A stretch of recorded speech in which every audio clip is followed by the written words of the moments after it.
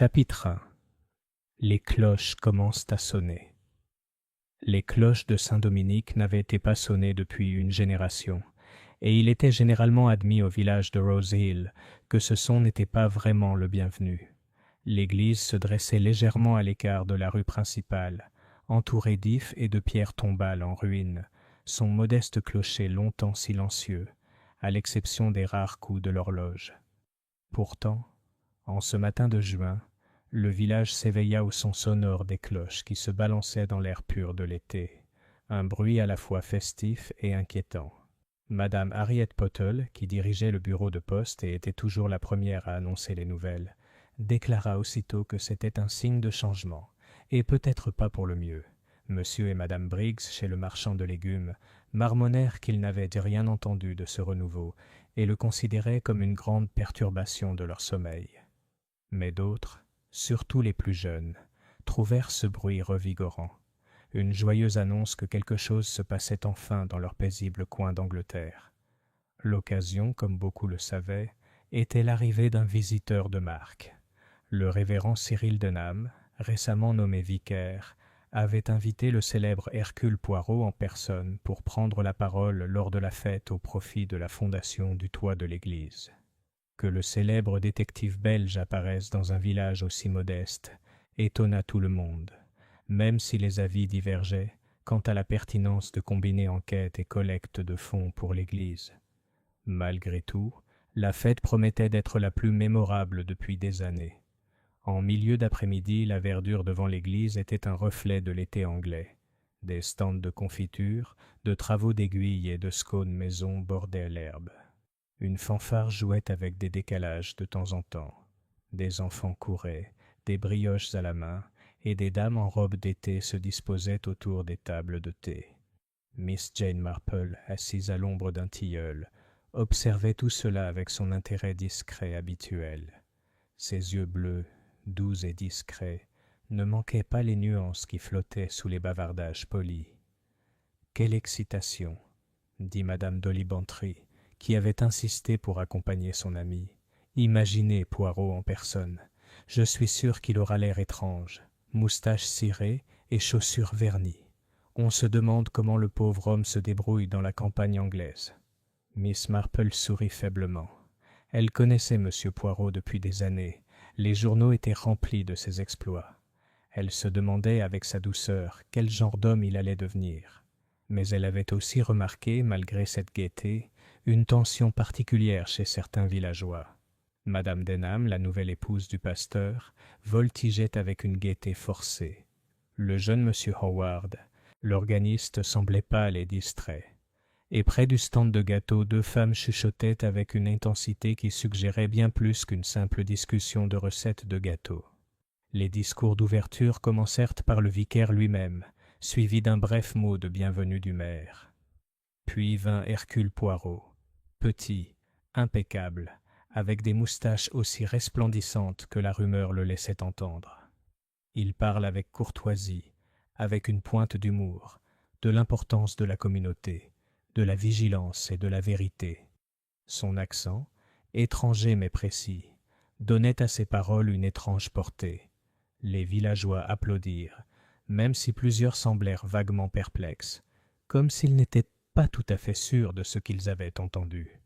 C'est sous les applaudissements que retentit le premier cri, un cri aigu, surpris, interrompant les applaudissements et les bavardages. Toutes les têtes se tournèrent vers le porche de l'église, où une petite foule confuse s'était rassemblée. Poirot lui-même se dirigea aussitôt vers le tumulte, tandis que Miss Marple se levait plus lentement, son tricot toujours à la main. Sur les dalles de pierre, juste devant la porte, gisait le corps d'un homme. Il était vêtu de ses plus beaux habits du dimanche, bien que sa veste fût déboutonnée comme à la hâte. Son visage était pâle, ses yeux ouverts, le regard fixe. Un programme gisait à côté de lui, piétiné. Quelque part dans l'église, les cloches sonnèrent à nouveau, lourdes et solennelles, bien qu'aucune main ne tirât sur leurs cordes. Pendant un instant, la scène resta étrangement immobile. Le soleil d'été sur le cimetière, les visages effrayés, le tintement incongru de la fanfare qui s'arrêtait net. Puis des voix s'élevèrent, alarmées et spéculatives. Quelqu'un déclara qu'il s'agissait d'une crise cardiaque. Un autre murmura qu'il s'agissait de poison. Madame Pottle affirma avoir vu l'homme vivant quelques minutes auparavant. Miss Marple, se frayant un chemin à travers la foule, pencha la tête pour observer la silhouette au sol. Elle ne parla pas, ni ne cria. Elle se contenta d'observer l'angle des mains, l'expression du visage, le détail curieux de la poche de la veste légèrement retournée. De petites choses, peut-être. Mais Miss Marple avait toujours su que ce sont les petites choses qui révèlent la vérité de la nature humaine. Ainsi, sous la gaieté estivale de Rose Hill, la première ombre était tombée. On ne se souviendrait pas de cette fête pour ses discours, ses tombolas, ni même pour le célèbre Monsieur Poirot. On s'en souviendrait pour la mort, et pour le mystère qui venait à peine de naître. Chapitre 2. Les ragots se chevauchent avec les cloches. Pendant un instant, l'après-midi d'été sembla retenir son souffle. La silhouette du porche resta là où elle était tombée. Les villageois reculaient ou avançaient selon leur tempérament, et du haut de la vieille tour, les cloches, après avoir sonné leurs notes surprenantes, s'installèrent enfin dans le silence, comme si l'église elle-même avait été rappelée à la bienséance. Les instruments de la fanfare s'abaissaient avec hésitation. Monsieur Pritchard, premier cornet, polissait son embouchure avec un mouchoir et ne regardait personne. Le révérend Cyril Denham, plutôt pâle et le col de travers, fut le premier à trouver sa voix. « Mes amis, si vous voulez bien, un peu d'espace, s'il vous plaît. » Il le dit avec cette faible autorité qui caractérise un homme habitué à parler au milieu des fleurs en chair. Les gens s'écartèrent. Une femme près du porche se mit à pleurer doucement. Son ami la tapota avec une gentillesse vigoureuse qui ne parvint pas à calmer ses sanglots. Le docteur Léonard Sykes, qui tenait un cabinet modeste près du pont ferroviaire et arborait une moustache discrète qui inspirait confiance, s'avança aussitôt. Il s'agenouilla près de l'homme tombé, et sa vivacité professionnelle étouffa tout commentaire superflu. Les observateurs répétèrent la phrase « Docteur est là », comme s'ils l'avaient personnellement convoqué. Miss Marple, placée en position avantageuse, à l'écart de la foule, observait sans en avoir l'air. Elle remarqua la façon dont la veste du mort s'était tordue sous son épaule, la légère rugosité de la peau de sa main droite, et une trace pâle sur la pierre près du seuil, comme si quelque chose de légèrement gras l'avait effleurée. Elle ne se baissa pas. Elle aurait le temps pour cela plus tard, le temps aussi pour se souvenir. Miss Marple avait découvert depuis longtemps que si l'on laissait la mémoire poser les choses avec douceur, le souvenir était précis. Si l'on se jetait dessus, les bizarreries s'échappaient comme de petits oiseaux entre les doigts. Hercule Poirot resta immobile, la tête légèrement baissée. Depuis le sentier, mademoiselle Dolly Bantry murmura « Est-ce qu'il récite une prière ?»« Non, ma chère, » dit Miss Marple, non sans gentillesse. « Il regarde. » dit Dolly apaisée, « je suppose qu'il fait ça très bien. » Un murmure parcourut la foule lorsque le docteur Sykes se leva. « Il est bel et bien mort, » dit-il avec cette légère inspiration qui accompagne une certitude humaine exprimée à voix haute. « Il faut appeler la police. Je vous serai reconnaissant de bien vouloir donner votre nom à Monsieur Denham ou Madame Denham avant de partir. » Il regarda le révérend. « Et vicaire, on pourrait peut-être protéger le porche ?»« Bien sûr, bien sûr. » Le révérend, les mains tremblantes, donna des instructions hâtives. Une nappe, rapidement récupérée sous la tente à thé, fut épinglée pour former un rideau convenable. Madame Denham, grande, avec une grâce flottante qui aurait pu être de la sérénité autrefois, se déplaçait d'une main habile malgré son visage tendu. La femme du pauvre homme. Quelqu'un. Oh, Madame Pottle, cela vous dérangerait-il ?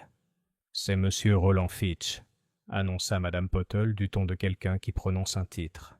Ses lèvres, par prudence, restèrent immobiles. De la Grange. Il devait ouvrir la tombola avec Monsieur Poirot, à ce qu'on m'a dit. Trésorier de la caisse du toit et un homme très généreux. Quel dommage. Aussitôt les têtes se tournèrent avec curiosité, comme pour toute identité dévoilée. Roland Fitch. Son nom courait sur le green comme un fil. Quelques-uns parurent surpris, la plupart non. L'argent de M. Fitch, ses opinions tranchées et son habitude de sourire avec les dents mais pas avec les yeux, avaient été l'objet de nombreuses discussions à Rose Hill depuis son arrivée 2 ans auparavant. « Mort ?» dit le colonel Arbuthnot, qui avait commandé un bataillon dans 3 pays et qui commandait maintenant ses roses avec la même férocité mesurée. Absurde. Je l'ai vu il y a 1 heure seulement, un verre de limonade à la main. Fort comme un cheval, ce type.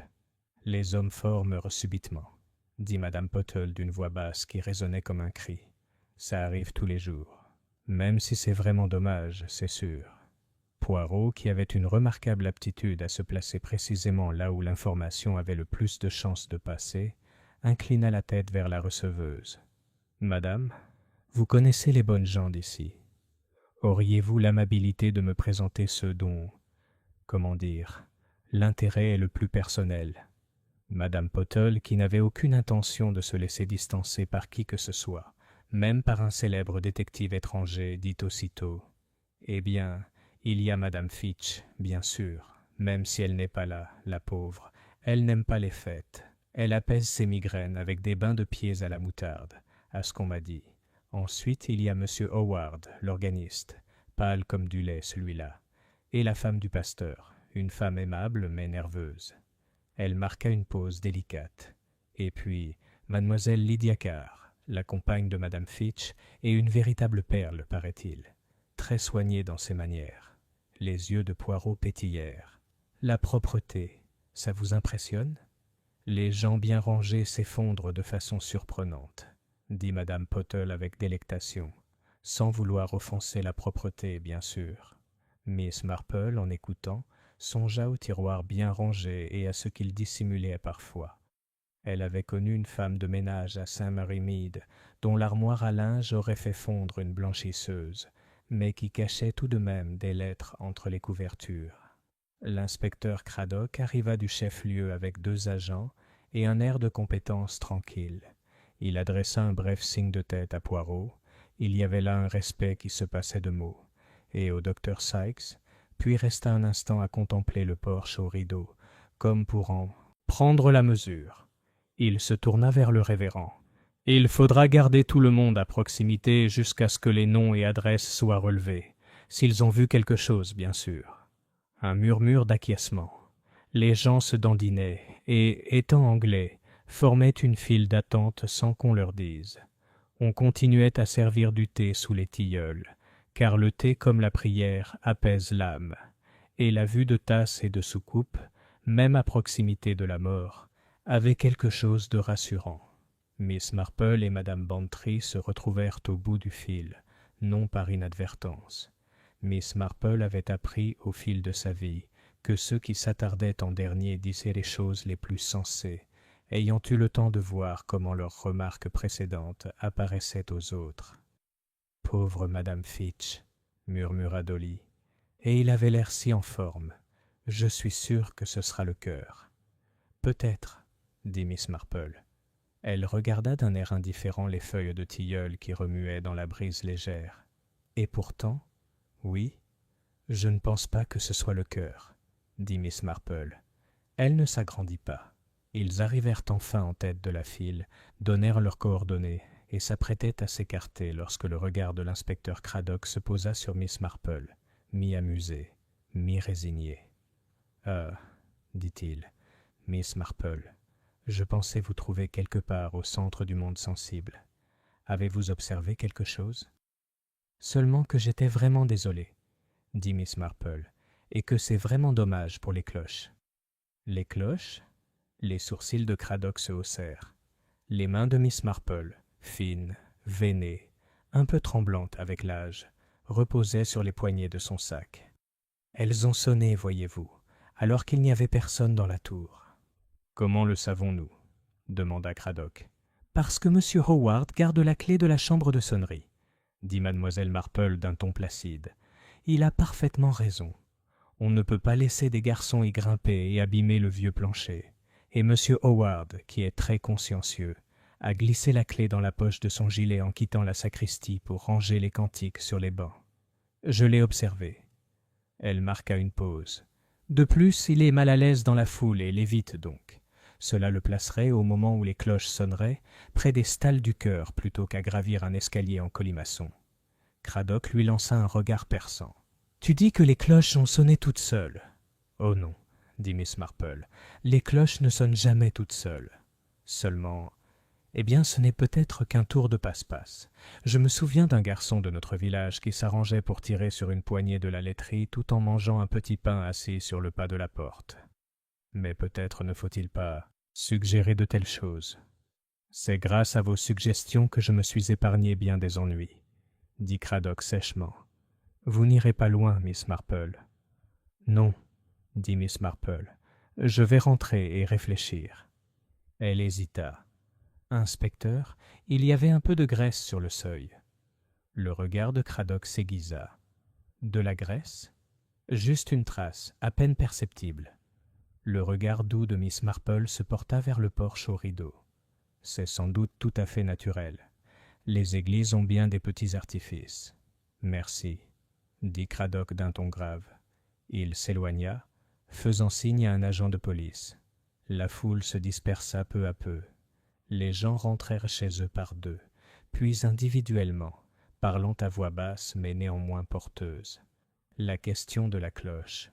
Convenait-il que les cloches de Saint-Dominique sonnent, et pourquoi à ce moment précis, fut accueillie avec théologie par certains, superstition par d'autres. Madame Briggs affirma que c'était un présage. Le colonel Arbuthnot qualifia cela de bouffonnerie. Madame Pottle ne dit rien, ce qui, de sa part, valait bien un sermon, et prit le chemin le plus long pour s'arrêter aux portes de la grange et vérifier, sans voir, si des rideaux étaient tirés dans les salles est, rarement utilisées.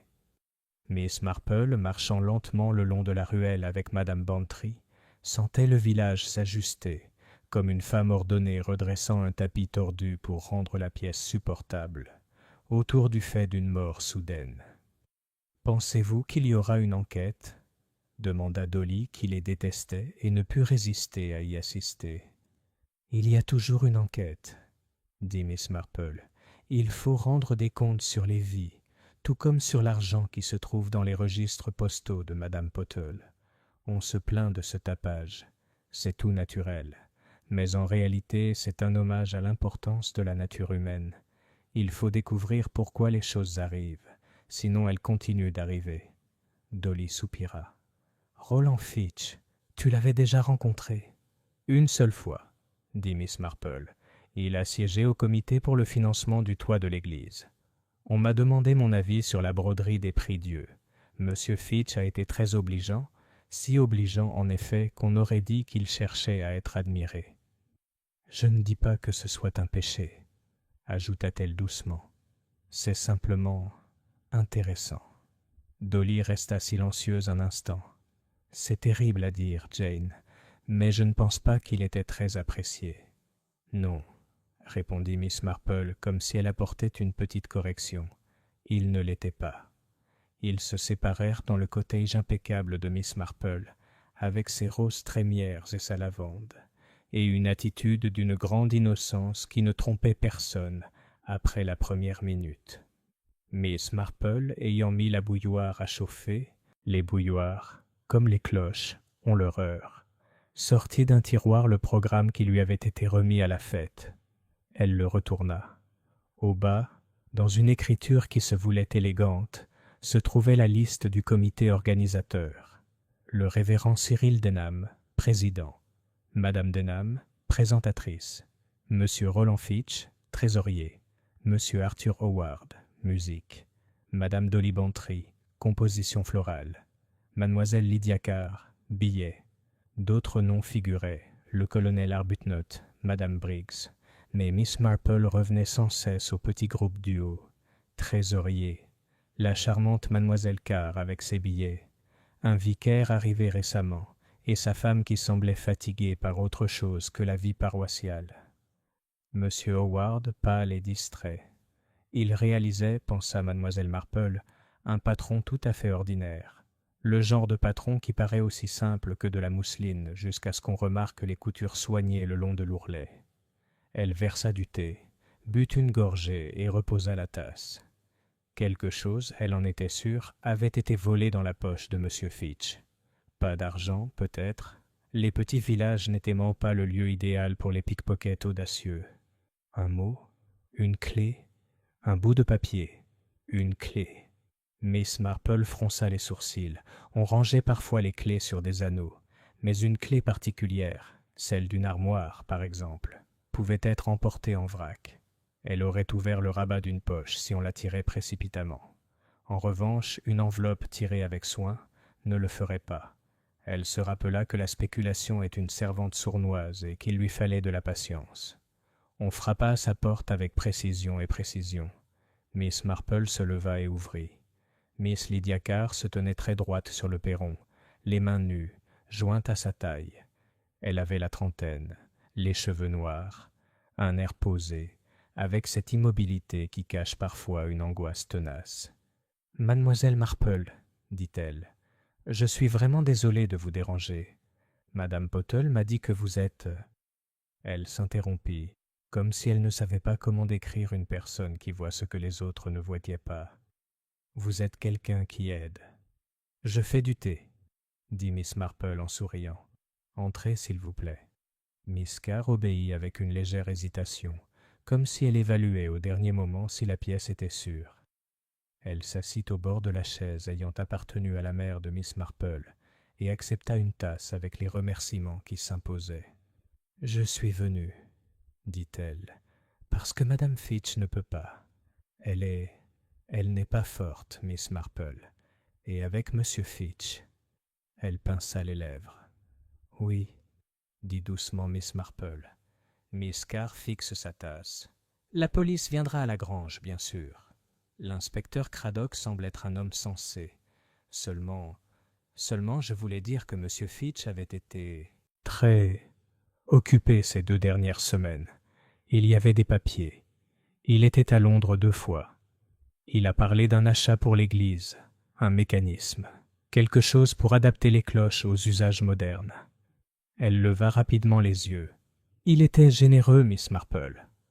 On ne l'aimait pas toujours, mais il était généreux envers l'église.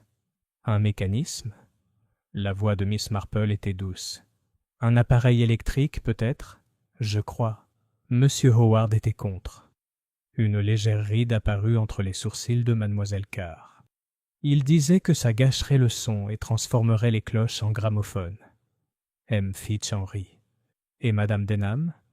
Elle souhaitait que le toit soit réparé, dit simplement mademoiselle Carr. Elle disait que les cloches étaient très utiles s'il ne pleuvait pas sur les fidèles. Elle hésita. Monsieur Fitch aimait être vu à l'œuvre.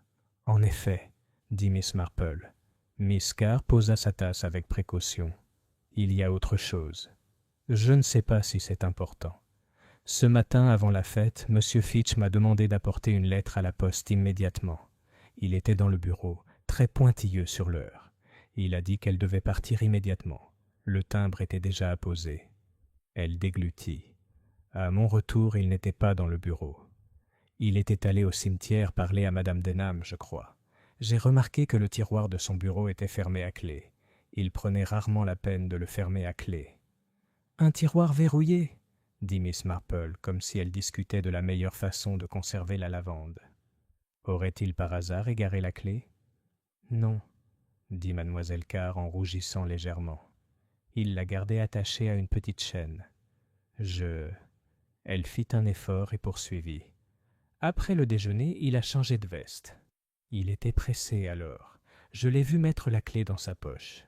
Le regard de Miss Marple s'arrêta un instant sur les mains délicates et prudentes. « Vous êtes très observatrice, Miss Carr. » Mademoiselle Carr leva le menton. « Il faut l'être en service. Et, si vous me le permettez, il faut l'être avec Monsieur Fitch. Il était gentil à sa manière. Il pouvait aussi être décidé. » Le mot tomba avec un petit clic net. Miss Marple hocha la tête. « Les gens sont ce qu'ils sont, » dit-elle, « et ils changent rarement, sauf pour des détails. Vous avez été aimable d'être venu. L'inspecteur Craddock aimera certainement entendre cela. Oui, dit mademoiselle Carr en se levant. Seulement, je ne voulais pas qu'on pense que M. Fitch avait des ennemis. Il avait des différends. Mais ce n'est pas pareil. Non, dit Miss Marple, ce n'est pas pareil. Lorsque la porte se fut refermée sur Miss Carr, Miss Marple resta un moment à contempler son foyer bien rangé. Puis elle prit un crayon et, au dos d'une vieille enveloppe, écrivit ces mots. Cloche. Un mécanisme, graisse, clé, poche, tiroir fermé à clé, lettre, immédiatement. Elle a ajouté, après une pause, M. Howard contre le mécanisme. Et en dessous de cela, Madame Denham, fatiguée. On frappa à nouveau. Cette fois, c'était Dolly, toute rouge de nouvelles. Jane, on dit que l'inspecteur n'a arrêté personne, comme la police, toujours aux aguets, et Madame Pottle affirme avoir vu M. Howard près du porche juste avant que les cloches ne sonnent. Bien sûr qu'il l'aurait été, n'est-ce pas? Mais ça sonne très sinistre quand on le dit vite fait. La plupart des choses le sont, dit Miss Marple. Il faut les dire lentement. Dolly s'assit, puis se leva, puis s'assit de nouveau. Tu sais, je me souviens d'une absurdité. Il y avait une odeur. Pas d'amande, ne sois pas bête, mais... Oh, je n'arrive pas à la situer. Quelque chose comme la cabane en fer blanc du jardinier. De l'huile, dit Miss Marple, ou peut-être un conservateur. On en utilise sur les outils. Oui, c'est ça. Le visage de Dolly s'illumina, puis s'inquiéta aussitôt. Jane, tu crois que ça pourrait être un meurtre? Miss Marple ne répondit pas immédiatement. Je crois, dit-elle enfin, que quelqu'un a souhaité que les cloches de Saint-Dominique sonnent à un moment précis. Et je crois que M. Fitch est mort à ce moment-là. C'est peut-être un accident, ma chère, ou pas. Mais je n'aime pas les moments qui arrivent trop tôt. Plus tard dans la soirée, après le coucher du soleil et le lever du rideau dans le village, un frisson de soulagement parcourut l'inspecteur Craddock dans la sacristie, aux côtés d'Hercule Poirot. Le porche voilé de rideaux avait la solennité paisible d'une scène après le départ des acteurs. « Le médecin refuse de s'exprimer, » dit Craddock. « Il parle d'une insuffisance cardiaque, peut-être accélérée par le choc. Il en saura plus demain matin. Il y a une contusion à l'arrière de la tête, là où Fitch a heurté la pierre. Ça pourrait venir de la chute elle-même. Ça pourrait venir d'avant. » Il se frotta le front. Et les cloches. Il y a un sacré enchevêtrement là. Poirot, petit et précis, examina la base du cordon de la cloche. Une fine pellicule, si fine qu'on ne la remarquerait peut-être pas à moins d'y avoir consacré sa vie, s'accrochait au nœud. Il la toucha du bout du doigt et observa la trace qui brillait. « Tu as aussi la graisse, mon ami ?» dit-il doucement. Craddock suivit son regard. « On a une tache près du seuil, » dit-il. « Et ça ?»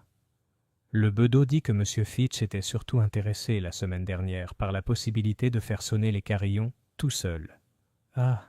dit Poirot. Il leva les yeux vers la tour sombre. « Mais les cloches, elles sont comme les hommes, inspecteur. Elles dépendent de ce qui se trouve en dessous. Le support, la roue, la corde. Si tout cela est compromis. Eh bien. Craddock serra les lèvres. « Tu penses que c'est un meurtre, alors ?»« Je crois, » dit Poirot, « que quelqu'un ici adore les petits arrangements. Et notre monsieur Fitch, lui aussi, adore les arrangements. C'est curieux, n'est-ce pas, comment deux amours pareils se rencontrent. » Ils restèrent silencieux. Un son ténu se fit entendre dans le silence. Pas de cloche, mais le léger grincement qu'on entend lorsqu'une corde lestée se pose sur la pierre. Craddock regarda la corde. Poirot la porte. Il n'y avait rien. L'église, encerclée par la pierre et patiente, garda ses ordres. Dans les chaumières le long du chemin, la conversation continuait. Madame Pottle, à sa table à thé, raconta que M. Howard avait été vu en train de se disputer avec M. Fitch la semaine précédente. Et je l'ai entendu dire par mon cousin qui tient la pharmacie, donc ça doit être vrai. À la grange, mademoiselle Lydia Carr était assise avec madame Fitch dans une pièce sombre, la main serrée, qui ne tremblait que lorsque personne ne la regardait. Au presbytère, madame Denham appuyait son front sur ses bras et ne pleurait pas. On s'attendait toujours à ce que la femme du pasteur soit pieuse, soit en larmes. C'était un soulagement de n'être ni l'une ni l'autre. Et dans son petit logement au-dessus du magasin de musique, M. Howard fixait la clé de la chambre de sonnerie sur sa table de chevet, ouvrant et fermant les mains, comme si elle lui faisait au mal. Miss Marple, qui dormait d'un sommeil léger, se réveilla un instant à minuit. Quelque part dans le village, une horloge sonna minuit avec l'effort consciencieux d'une machine qui n'a jamais négligé son devoir. Elle pensa à un garçon tirant 2 cordes à la fois pour effrayer la laitière, à un homme qui aimait voir son nom inscrit sur un comité, à une épouse timide, et à un compagnon soigné qui remarquait les clés. « C'est une grave erreur, » dit Miss Marple dans l'obscurité, « de croire que l'évidence est la vérité. » Elle s'adossa à son oreiller. « Les gens ne sont pas des cordes. Ils ne tirent pas toujours comme il le semble. » Et sur ces mots, elle ferma les yeux, et le village de Rose Hill, extérieurement convenable, intérieurement émouvant, dormit aussi bien qu'un village peut dormir lorsque les cloches ont sonné à la mauvaise heure, et qu'un homme est mort sur les pierres du porche de l'église. Chapitre 3. Conversation autour d'une tasse de thé. À Rose Hill, la matinée commençait, comme souvent, par le doux tumulte du quotidien. Le lait était livré dans des bouteilles qui tintaient, les poules protestaient avec indignation au moment où l'on ramassait leurs œufs, et au bureau de poste de Madame Pottle, les premiers clients arrivaient avec de petites courses et un grand appétit de nouvelles. À 8 heures, l'histoire de la mort subite de M. Fitch s'était répandue non seulement dans le village, mais aussi à Marleycombe et Willowbrook, où elle était répétée avec des variantes au gré de l'imagination du narrateur. Dans chaque version, le tintement mystérieux des cloches occupait une place de choix. Miss Marple, cependant, accueillit le matin avec son calme habituel. Sa bouilloire siffla, son canari chanta faiblement dans un coin, et le facteur, M. Sims, lui livra ses lettres avec une curiosité respectueuse. Il était sans doute déçu que sa correspondance ne se compose que d'une circulaire d'un marchand de graines et d'un mot d'une nièce. Pourtant, on ne sait jamais ce qui peut se cacher à la vue de tous. Miss Marple lisait toujours 2 fois, même les lettres les plus ennuyeuses. À 9h30, Dolly Bantry arriva, le chapeau légèrement de travers, le visage animé. « Jane, tu ne le croiras jamais. L'inspecteur a déjà eu M. Howard. Il l'a longuement interrogé au sujet des cloches. Madame Pottle dit qu'elle l'a entendu de la femme du gendarme, et tu sais qu'il ne se trompe jamais. » Miss Marple servit une seconde tasse. « Monsieur Howard est un jeune homme anxieux. Poser des questions ne le guérira pas. » Exactement ce que j'ai dit. Il est susceptible comme un lapin. Dolly baissa la voix. « Tu crois qu'il a fait ça ?» Miss Marple versa le thé et le remua délicatement. « C'est très rare, dit-elle, la personne que tout le monde soupçonne immédiatement. » La détresse de l'organiste. En effet, M. Arthur Howard arpentait à cet instant précis son logement au-dessus du magasin de musique, le visage pâle et les traits tirés. Il avait expliqué à l'inspecteur Craddock, peut-être trop hâtivement, qu'il se trouvait près des stalles du chœur et non dans la tour, au moment où les cloches avaient ressonné. Oui, il détenait la clé. Oui, M. Fitch avait parlé, la semaine précédente, de remplacer l'ancien système de sonnerie par un appareil électrique, une proposition à laquelle Howard s'était farouchement opposé. Mais s'opposer à de mauvaises idées n'était pas un meurtre. Il avait dit tout cela, et pourtant l'inspecteur le regardait avec cette expression calme et mesurée. Howard sentit la sueur perler à son col. « Si seulement, » murmura-t-il, « si seulement il comprenait la musique. Les cloches ne sont pas des jouets, ce sont des voix. » Il s'assit à son harmonium et appuya sur un accord qui sonnait dissonant, trop fort pour la petite pièce. Frissonnant, il laissa retomber ses mains et enfouit sa tête. Le petit déjeuner du presbytère. Pendant ce temps, au presbytère, Madame Denham beurrait des toasts d'une main tremblante. Son mari, sérieux et désolé, tenta de la rassurer. « Ma chère, La police fera son devoir. C'était bien sûr très regrettable, mais ces choses-là, ces tragédies-là, arrivent. Nous devons prier pour Madame Fitch. Oui, Cyril, dit doucement Madame Denham. Son regard, cependant, s'attarda sur les lettres non ouvertes à côté de son assiette. Une enveloppe portait l'écriture soignée et penchée de M. Fitch. Elle la glissa sous un magazine d'un mouvement si léger que son mari ne le remarqua pas. Une visite à la grange. C'est vers 11 heures que Miss Marple se dirigea d'un pas mesuré vers la grange. Elle ne se pressa pas. Elle s'arrêta pour admirer les roses du jardin du colonel Arbuthnot et échanger quelques mots sur le temps. Il fallait préserver les apparences, même lorsque le meurtre, ou quelque chose de similaire, planait dans l'air. À la grange, mademoiselle Lydia Carr l'accueillit à la porte. Elle paraissait plus calme que la veille, malgré ses yeux cernés. « Madame Fitch se repose. Je vais lui dire que vous êtes venu. » Miss Marple inclina la tête. « Veuillez ne pas la déranger. Je voulais juste apporter ça. » Elle lui tendit un petit panier de scones. « Pâtisserie apaise les nerfs, je trouve, et nourrit les malades. » Miss Carr accepta avec une gratitude discrète et invita Miss Marple à entrer dans le salon. La pièce, bien qu'élégante, dégageait un certain désordre.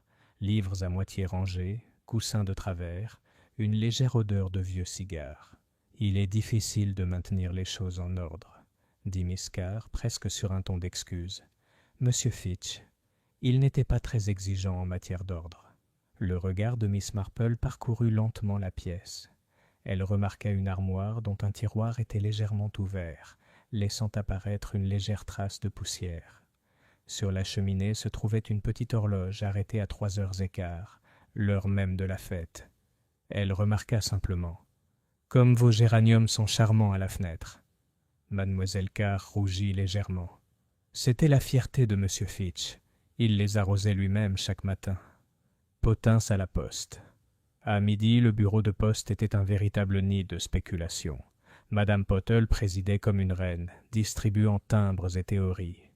« Croyez-moi, » déclara-t-elle à une file d'auditeurs, « les affaires de M. Fitch étaient plus complexes qu'il n'y paraissait. Des voyages à Londres, des lettres sous clé, et sa compagne toujours si convenable. Trop convenable, à mon avis. Ceux qui n'élèvent jamais la voix ont les secrets les plus véhéments. » Le colonel Arbuthnot renifla. « Pourriture. Cet homme s'est surmené, c'est tout. Vous verrez, le médecin le dira. Le cœur est un truc délicat. » Mais Madame Pottle secoua la tête avec délectation. « Les cœurs ne font pas sonner les cloches tout seuls. » Réflexion de l'après-midi. De retour chez elle, Miss Marple était assise dans son jardin, tricotant. Le soleil brillait sur les roses trémières. Les abeilles s'activaient activement parmi la lavande. Extérieurement, l'après-midi était paisible. Intérieurement, Miss Marple retournait les fragments qu'elle avait rassemblés. Un tiroir verrouillé à la grange, une lettre postée Guillemet immédiatement, une clé manquante dans une poche, de la graisse sur une corde et les cloches qui sonnent alors que personne n'est dans la tour. L'épouse d'un vicaire, pâle et marquée par une tension cachée. Elle tricota 3 rangs nets avant de murmurer à voix haute. « On ne tue pas toujours par aversion. Parfois, on tue par amour, par peur ou par argent. Et parfois, pour une chose insignifiante, quelque chose que quelqu'un d'autre considérerait comme insignifiant. » Elle plia soigneusement son tricot. Demain, elle en était certaine, de nouveaux troubles éclateraient à la surface du village. Elle soupçonnait déjà que la police était mal placée. Mais elle, Jane Marple de St. Mary Mead, maintenant de passage à Rose Hill, continuerait à surveiller, et elle remarquerait, comme toujours, les détails révélateurs de la nature humaine. Chapitre 4. Chuchotement à la porte de l'enquête. Le lendemain de la fête, le ciel était gris et incertain, ce genre de temps qui semble hésiter entre la pluie et le soleil, tout comme le village de Rose Hill lui-même hésitait entre le choc et la curiosité. Tout le monde s'accordait à dire que c'était une mauvaise affaire. Pourtant, On sentait aussi une certaine attente, car une enquête allait être menée, et de tels événements suscitaient un vif intérêt. L'inspecteur Craddock, méthodique comme toujours, passa la matinée à interroger les villageois. Il s'imposait sur le fil ténu de la courtoisie et de la fermeté, un fil que Miss Marple trouvait plutôt maniable. Mais assise dans sa chaumière avec son tricot, elle savait que les enquêtes et les interrogatoires ne révélèrent pas toujours la vérité. La vérité était un oiseau timide. Il fallait l'amadouer, l'attendre, parfois remarquer le léger battement de ses ailes dans la haie, tandis que d'autres passaient d'un pas lourd, chaussés de lourdes bottes. Le village s'agite. Chez l'épicier, Madame Briggs insista sur le fait que M. Fitch avait des ennemis à Londres. Ces hommes-là en ont toujours, des rivaux en affaires, vous savez. C'est pour ça qu'il s'est montré si généreux ici. Il essayait de se rattraper. Son mari, moins imaginatif, dit d'un ton bourru qu'un homme qui fumait comme Fitch était voué à avoir tôt ou tard des problèmes pulmonaires ou cardiaques. Les plus jeunes trouvèrent l'événement passionnant. 2 garçons furent surpris en train d'escalader le clocher de l'église pour voir les cloches fantomatiques. Ils furent promptement arrêtés par le colonel Arbuthnot, qui déclara honteux que des enfants considèrent la mort comme un passe-temps de fête. Pourtant, sa sévérité ne dissimulait pas son désir, lui aussi, de savoir comment les cloches avaient sonné à cette heure fatale. Poirot et Craddock s'entretiennent. Dans la sacristie, Poirot et l'inspecteur Craddock se tenaient devant la table où étaient tenus les comptes de la paroisse.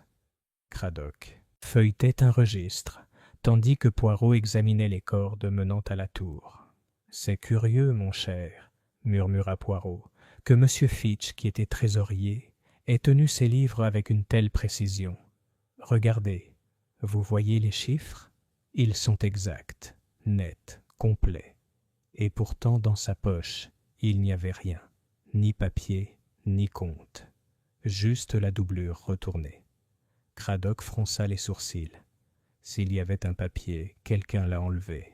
« Eh bien, bien, c'est ce que je suggère. Mais qui et pourquoi ?»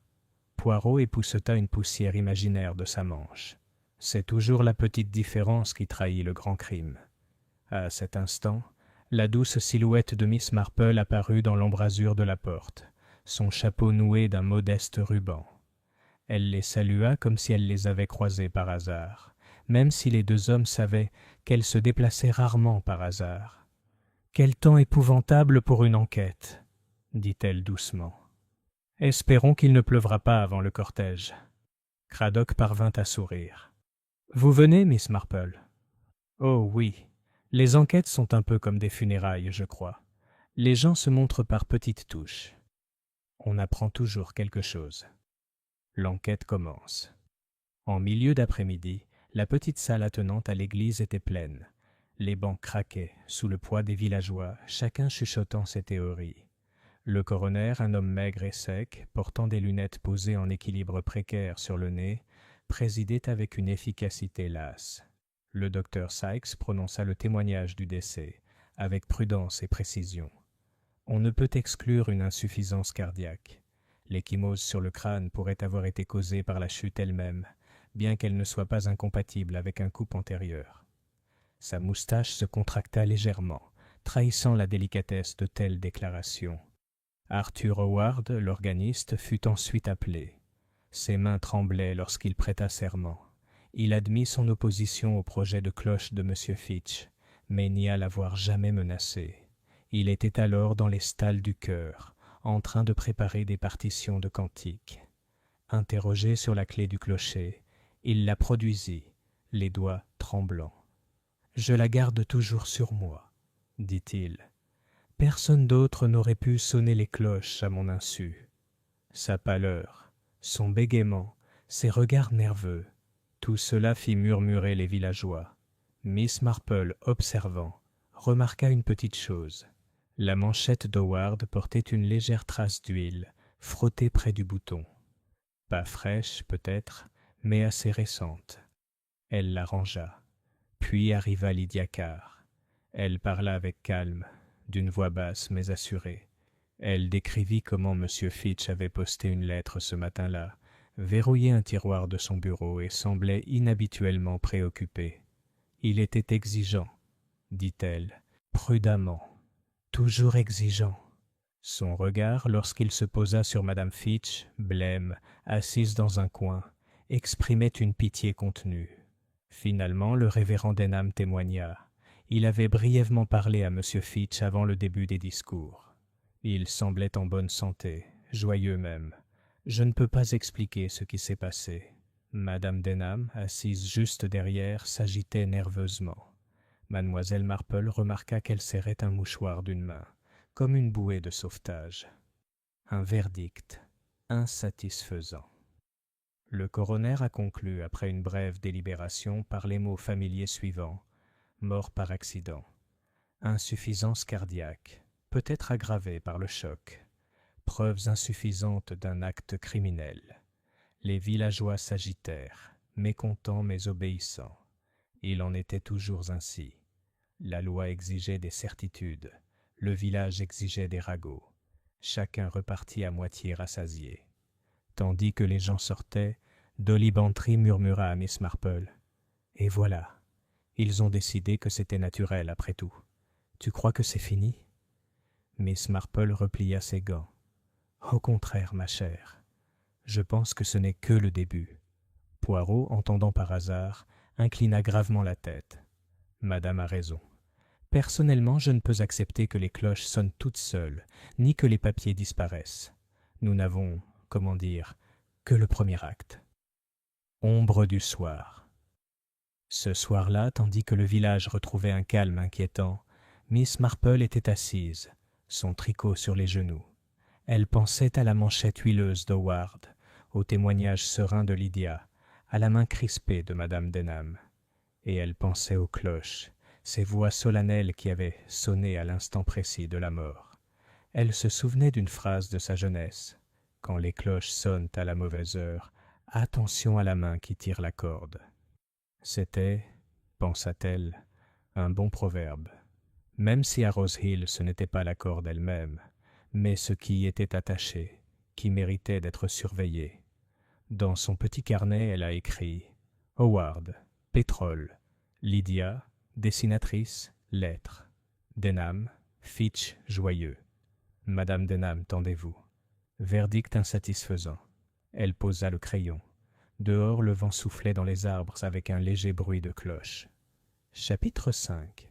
Soupçons entre voisins. Le lendemain de l'enquête, Rose Hill paraissait d'une tranquillité trompeuse.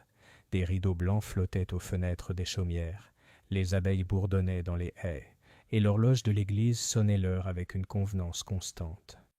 Pourtant, sous ce calme apparent, la tension flottait comme un courant souterrain.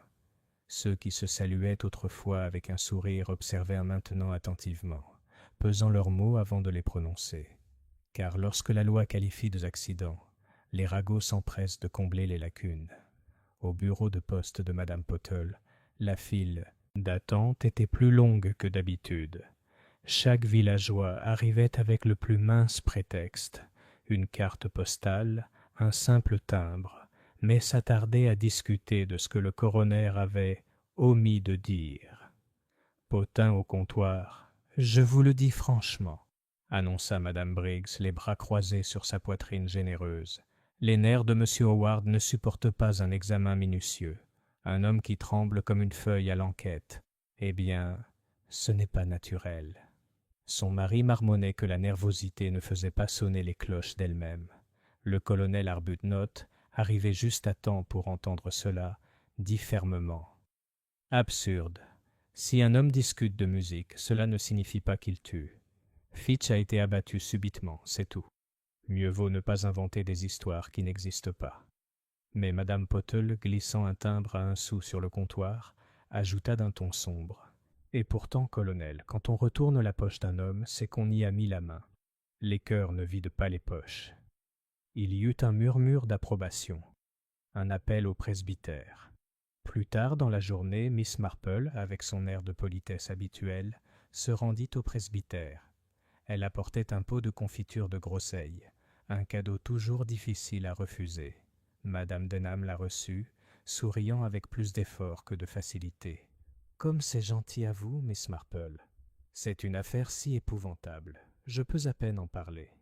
Miss Marple s'assit et rangea ses gants. C'est toujours pénible, ma chère, quand des événements désagréables surviennent dans sa paroisse. On s'attend à ce que la femme du vicaire soit tranquille, mais on ne peut pas toujours s'y plier. Madame Denham rougit légèrement. Vous êtes très compréhensif.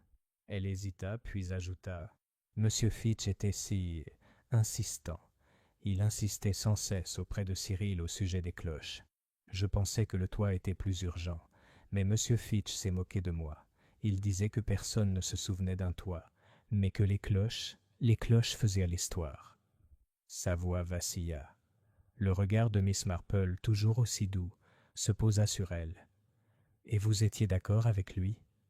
La main de Madame Denham tordit le bord de son mouchoir. « Je le trouvais autoritaire. Mais il faut être charitable. Il a tant fait pour la caisse. » Miss Marple hocha doucement la tête. Pourtant, elle conservait en mémoire la lassitude, le ressentiment contenu et la curieuse façon dont Madame Denham évitait de prononcer le nom de son mari en parlant de Fitch. Poirot dans le bureau. Pendant ce temps, Poirot visitait la grange avec l'inspecteur Craddock. Lydia Carr les conduisit dans le bureau où feu M. Fitch avait passé tant de temps. Craddock examina le bureau. « Verrouillé, vous dites ?»« Oui, » répondit Lydia. « Je n'y ai plus touché depuis. La clé, bien sûr, a disparu. » Poirot se pencha sur les tiroirs avec une attention méticuleuse. Ses doigts effleurèrent les bords de la serrure. « Voyez, inspecteur, des rayures, pas très profondes, mais récentes. Quelqu'un a essayé d'ouvrir ceci, peut-être précipitamment. Pas notre monsieur Fitch, qui était précis en tout. Et que garderait-il ici ? Demanda Craddock. Des papiers, peut-être. Des documents financiers. Ou... Les yeux de Poirot pétillèrent. Une lettre qu'il ne faut pas voir. Lydia Carr resta parfaitement immobile. Monsieur Fitch était prudent dans ses affaires. Il avait peut-être des ennemis, mais il gardait ses secrets. Poirot inclina la tête. Et pourtant, mademoiselle, ce sont toujours les plus prudents qui sont pris au dépourvu. Une soirée agitée. Ce soir-là, Miss Marple et Dolly Bantry étaient assises ensemble au coin du feu. Dolly, agitée comme toujours, déclara « Je ne comprends pas pourquoi l'inspecteur n'a pas arrêté Howard. L'homme avait la clé. Il s'est opposé aux sonnettes. Il est blanc comme la craie. Si ça ne signifie pas culpabilité, qu'est-ce qui le signifie ?» Miss Marple posa son tricot. « Chère Dolly, il faut se rappeler que la culpabilité est rarement évidente. Un homme coupable paraît parfois calme. Ce sont les innocents qui s'agitent et hésitent, craignant le regard des autres. J'ai connu un jardinier accusé de vol. Il devenait blanc comme un linge dès qu'on l'interrogeait.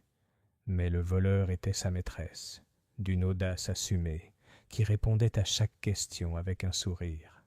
Dolly soupira. « Toi et tes jardiniers. Pourtant, tu as généralement raison. Mais si ce n'est pas Howard, qui alors ?» Miss Marple sourit doucement. « C'est précisément ce que nous devons découvrir, ma chère. » Un aperçu du crépuscule. Tandis qu'ils se séparaient, Miss Marple marchait lentement le long du chemin. Les ombres du soir s'étendaient à perte de vue. Le clocher de l'église se dressait sombrement dans le ciel. Elle s'arrêta, tendant l'oreille. Aucune cloche ne résonnait. Pourtant, à cet instant précis, une silhouette se glissa hors de la porte latérale de la grange. Rapide, furtive, inaperçue, du moins le croyait-il. Miss Marple, avec sa discrétion habituelle, remarqua la silhouette, la démarche précipitée, la façon dont un petit paquet était serré sous un manteau. Elle ne fit aucun signe. Mais plus tard, de son écriture soignée, elle ajouta à son carnet « Silhouette quittant la grange au crépuscule. Paquet dissimulé. Peut-être Lydia ? Ou Madame Denham ? Observez plus attentivement. » Elle ferma le livre, croisa les mains et resta assise, immobile. Car Miss Marple savait qu'à Rose Hill, où les rideaux tremblaient et où les voix murmuraient, les secrets n'étaient jamais aussi bien cachés que leur propriétaire le croyait. Chapitre 6. Une deuxième alarme. L'enquête, bien qu'ayant conclu à une mésaventure, n'apaisa pas le murmure incessant de Rose Hill. Contraire, elle l'exacerba.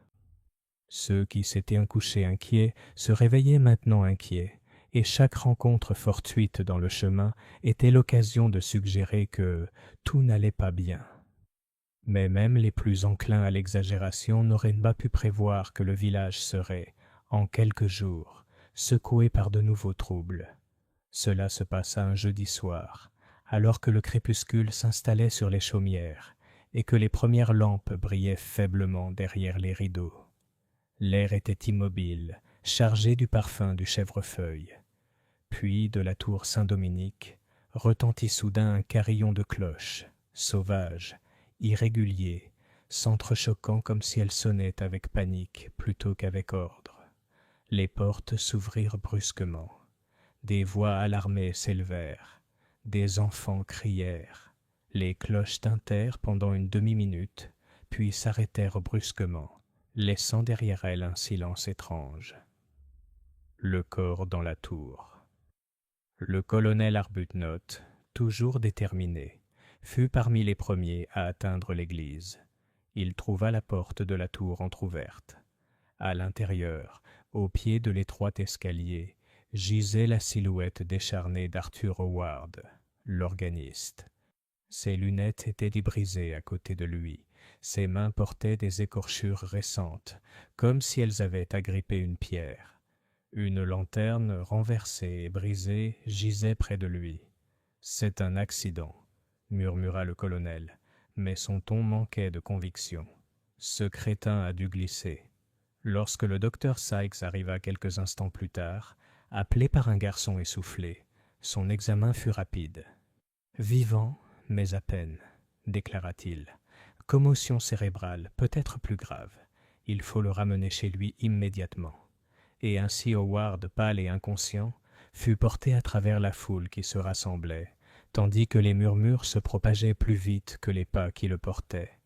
Miss Marple prend note, Miss Marple n'était pas pressée. Elle arriva à l'église d'un pas calme, son sac à tricot au bras, comme si elle venait de se promener. Debout sur le porche, les yeux levés vers la tour, elle murmura « 2 fois en une semaine. C'est curieux. » Elle se pencha pour examiner la lanterne brisée. Ce n'était pas celle d'Howard. Elle se souvenait avoir déjà vu sa petite lampe en laiton. Celle-ci était plus grande, plus ancienne, et portait une légère trace de suie sur le bord, comme si elle avait été empruntée à la sacristie. Elle remarqua aussi un morceau de tissu accroché à la charnière de la porte. De la laine sombre, finement tissée. Pas du tout le genre de tissu que portait l'organiste timide et usé. Elle ne dit rien, glissant simplement le fragment dans son mouchoir. L'observation de Poirot. Lorsqu'Hercule Poirot atteignit la tour, le calme était revenu, même si l'écho de l'alarme résonnait encore. Il examina la corde à la base de la cloche, passant délicatement un doigt sur ses fibres. « Encore la graisse, » murmura-t-il. « Et voyez, inspecteur, ici au niveau du nœud, l'empreinte d'un poids, nouée et dénouée à la hâte. Les cloches n'ont pas été sonnées à la main cette fois. Elles ont été arrangées. » L'inspecteur Craddock, fronçant les sourcils, dit « Alors quelqu'un a tendu le piège et Howard est tombé dedans. » Poirot leva une petite main élégante. « Peut-être, mon ami, ou peut-être n'est-il pas la victime, mais le pion.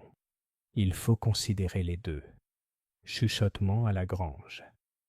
Cette nuit-là, les rumeurs dans le village s'amplifièrent encore. Madame Pottle, toujours bien informée, annonça que mademoiselle Lydia Carr avait été vue la veille au soir, quittant précipitamment la grange, un colis sous le bras. Le colonel Arbuthnot déclara que la chute d'Howard prouvait sa culpabilité. Il tentait de commettre un méfait dans la tour, et la providence l'a frappé. D'autres, en revanche, étaient non moins sûrs. Madame Denham se serait évanouie au début des cloches, comme si elle savait ce qui allait arriver, et Madame Briggs, livrant des légumes à la grange, affirmait avoir entendu des voix s'élever à l'intérieur, celle de Madame Fitch et d'une autre femme, mais je ne saurais dire laquelle. Une visite à la chambre du malade. Le lendemain matin, Miss Marple fit une visite au magasin de musique où Howard gisait désormais, pâle et couvert de bleu, accompagné d'une propriétaire troublée. Il ouvrit brièvement les yeux tandis que Miss Marple s'asseyait à côté de lui. « Ils se sont sonnés eux-mêmes, » murmura-t-il d'une voix rauque. « Je ne voulais pas tomber. J'ai entendu quelque chose, là-haut. » Sa voix s'éteignit, affaiblie. Miss Marple lui tapota la main. « Oui, oui, vous devez vous reposer. Mais dites-moi, mon cher, qu'avez-vous entendu ?» Ses lèvres remuèrent, mais les mots étaient faibles, à peine audibles. Miss Marple se pencha, ne saisissant qu'une seule phrase avant de se refermer les yeux. « Ce ne sont pas les cloches, c'est la voix. » Miss Marple réfléchit. Cet après-midi-là, seule dans sa chaumière, Miss Marple réfléchit à ce qu'elle avait entendu. Non pas les cloches, mais la voix. De qui était-elle la voix? Et qu'avait-elle dit pour surprendre ainsi Howard? Elle prit son carnet et écrivit. Deuxième incident. Encore des cloches. Howard tombe. Un morceau de tissu n'est pas le sien.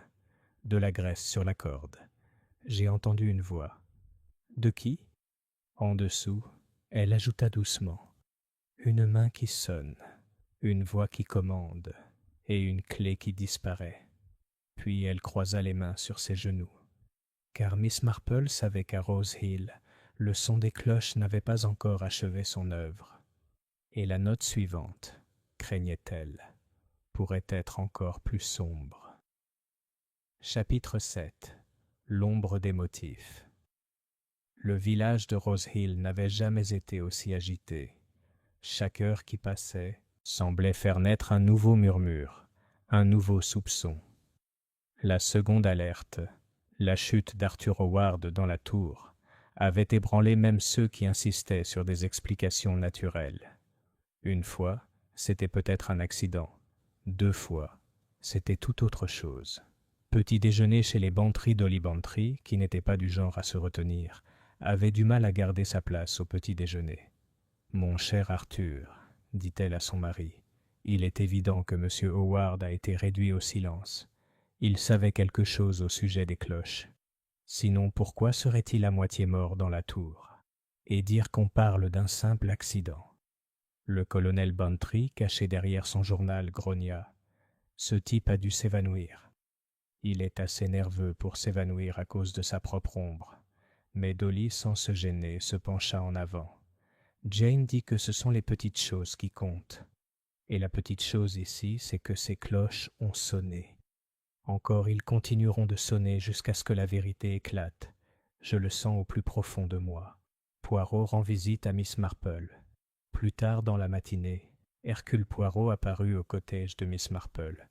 Il était impeccable, comme toujours, même si ses chaussures vernies semblaient déplacées dans l'étroit chemin du village. « Ah, mademoiselle, » dit-il en s'inclinant, « je viens m'entretenir avec le véritable expert en nature humaine. La police a ses méthodes.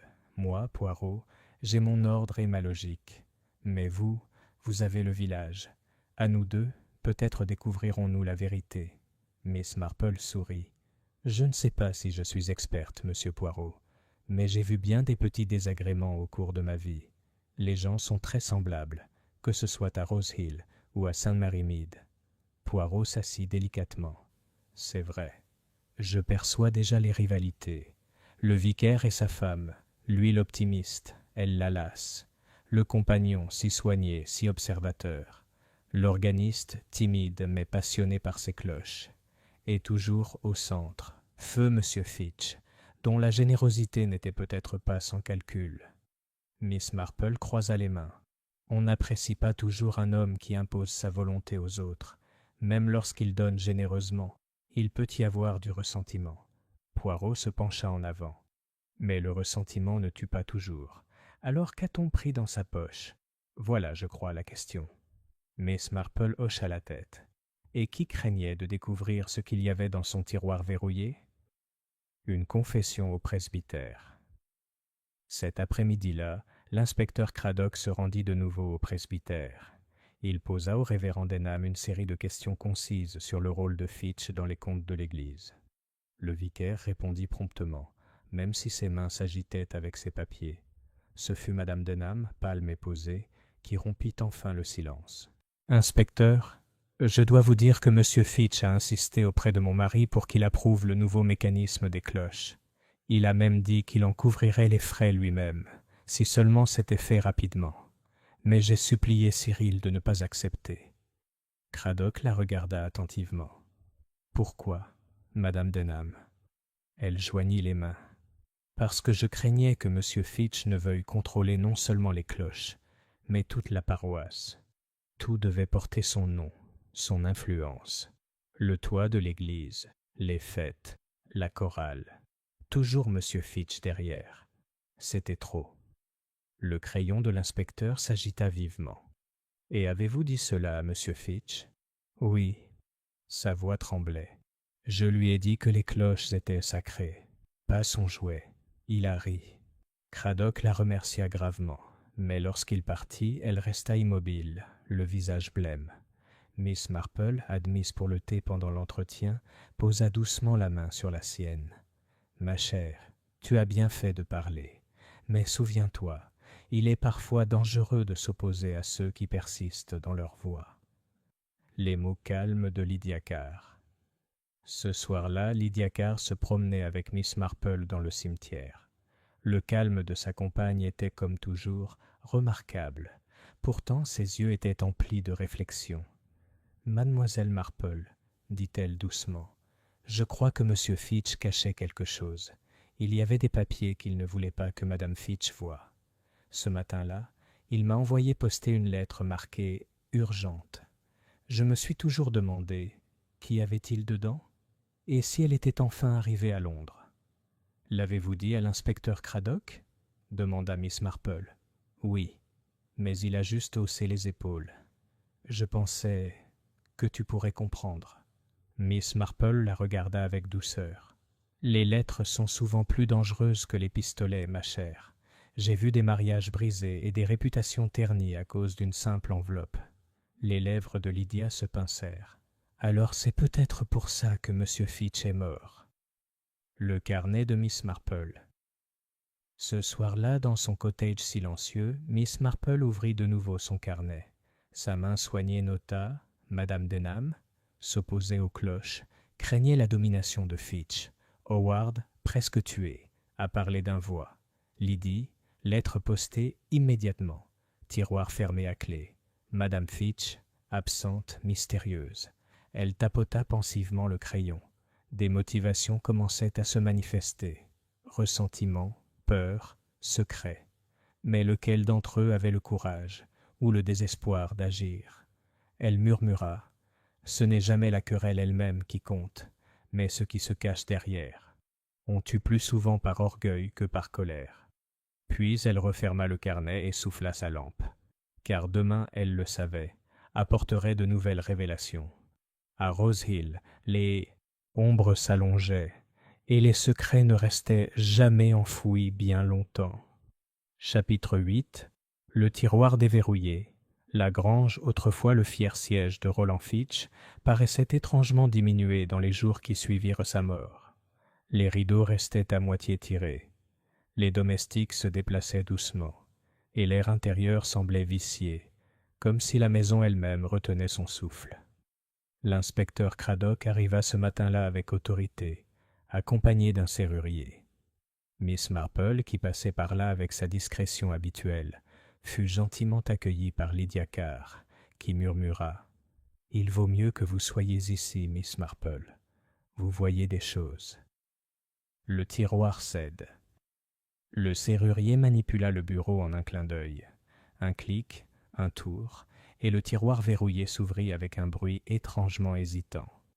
À l'intérieur se trouvait une liasse de papier bien rangée, une enveloppe adressée de la main précise de M. Fitch et une petite clé attachée à une chaîne. Cradock les examina avec une prudence méticuleuse. Les documents étaient redécomptes, chiffres du financement du toit, liste de donateurs, reçus d'achats récents. Pourtant, parmi eux se trouvait un mémo intitulé « Proposition pour l'électrification des cloches de Saint-Dominique ». Les chiffres montrent une dépense d'argent considérable. bien plus importante que ce qui avait été mentionné lors des réunions du comité. « Seigneur, murmura Craddock, il a investi la moitié de sa fortune là-dedans. » Poirot, se penchant délicatement au-dessus du tiroir, désigna l'enveloppe. « Permettez-moi, inspecteur. Ceci, je pense, nous intéressera davantage. » La lettre était adressée à un cabinet d'avocats londonien. Son contenu était bref mais saisissant. La situation est critique. Je ne peux plus me laisser tromper. Si mes soupçons se confirment, il faut agir immédiatement. Je vous écrirai de nouveau après la fête. La signature était claire. Roland Fitch. Un murmure parcourut la pièce. Lydia Carr serra les mains fermement, son sang-froid intact, à l'exception d'une légère crispation au coin de sa bouche. « Et la clé ?» demanda Craddock. Poirot le souleva délicatement. « Trop petit pour ce tiroir. Il est peut-être relié à une armoire ou à une caisse. Mais où est la caisse elle-même ? » Madame Fitch apparaît. À ce moment-là, Madame Fitch entra en personne. Pâle, posée, avec un léger air de fragilité, elle semblait plus une ombre qu'une substance. « Vous avez ouvert le tiroir, inspecteur ? » Mon mari était très exigeant. Il détestait qu'on s'en mêle. Craddock s'éclaircit la gorge. « Je regrette cette intrusion, madame. Mais certains points nécessitent des explications. Cette lettre, par exemple. » Ses yeux se posèrent dessus, puis se détournèrent. Roland était toujours dramatique. Il voyait des griefs là où il n'y en avait pas. « Je n'arrive pas à comprendre ce qu'il voulait dire. » La voix douce de Miss Marple l'interrompit. « Pardonnez-moi, Madame Fitch, mais il arrive qu'un homme qui craint de tromper sa femme ne se confie pas à elle. Il peut plutôt écrire à d'autres. » Les mains de Madame Fitch tremblaient légèrement tandis qu'elle ajustait son châle. « Peut-être. Il avait des affaires. » Je ne suis pas intervenu. Une note cachée Poirot, quant à lui, n'avait pas cessé sa recherche délicate. Sous la pile de reçus, il trouva un petit bout de papier plié, presque oublié. Il l'ouvrit et lut à voix haute. « Jeudi soir. Les cloches sonneront à la tombée de la nuit. Les préparatifs sont terminés. Assurez-vous que la clé est en place. » Il n'y avait aucune signature. La pièce sembla se rétracter. Le sang-froid de Lydia Carr vacilla pour la première fois. Ses lèvres s'entr'ouvrirent comme si elle allait parler, puis se refermèrent. L'inspecteur Craddock avait l'air sombre. Ce n'était donc pas un hasard. Quelqu'un avait prévu que ces cloches sonnent. Miss Marple, le regard très doux, examina le mot. « C'est curieux, n'est-ce pas, que ce soit jeudi soir que le pauvre monsieur Howard soit tombé ? Celui qui a écrit cela avait pris ses dispositions avec soin. » Réflexion silencieuse. Plus tard, tandis que la police emportait les papiers, Miss Marple s'attarda près de la fenêtre du bureau. Le jardin était calme, les géraniums toujours en fleurs.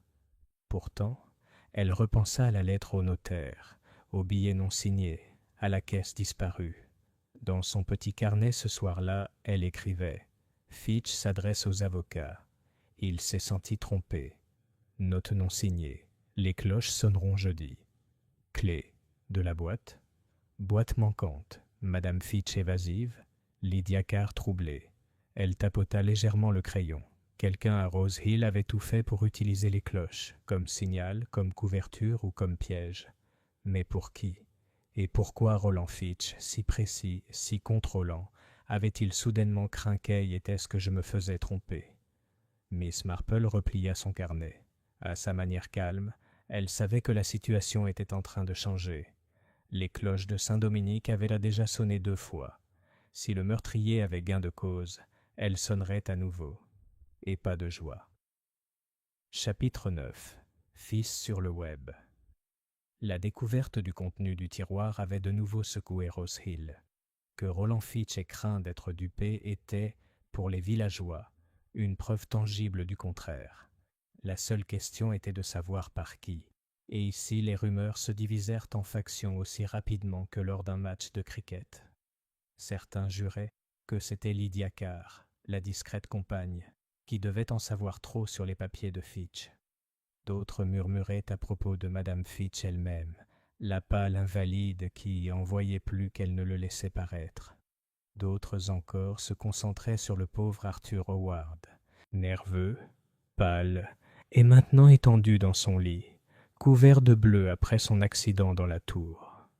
Miss Marple écoutait tout cela sans rien dire, ses aiguilles à tricoter cliquetant doucement. Elle savait qu'il valait mieux ne pas contredire les ragots.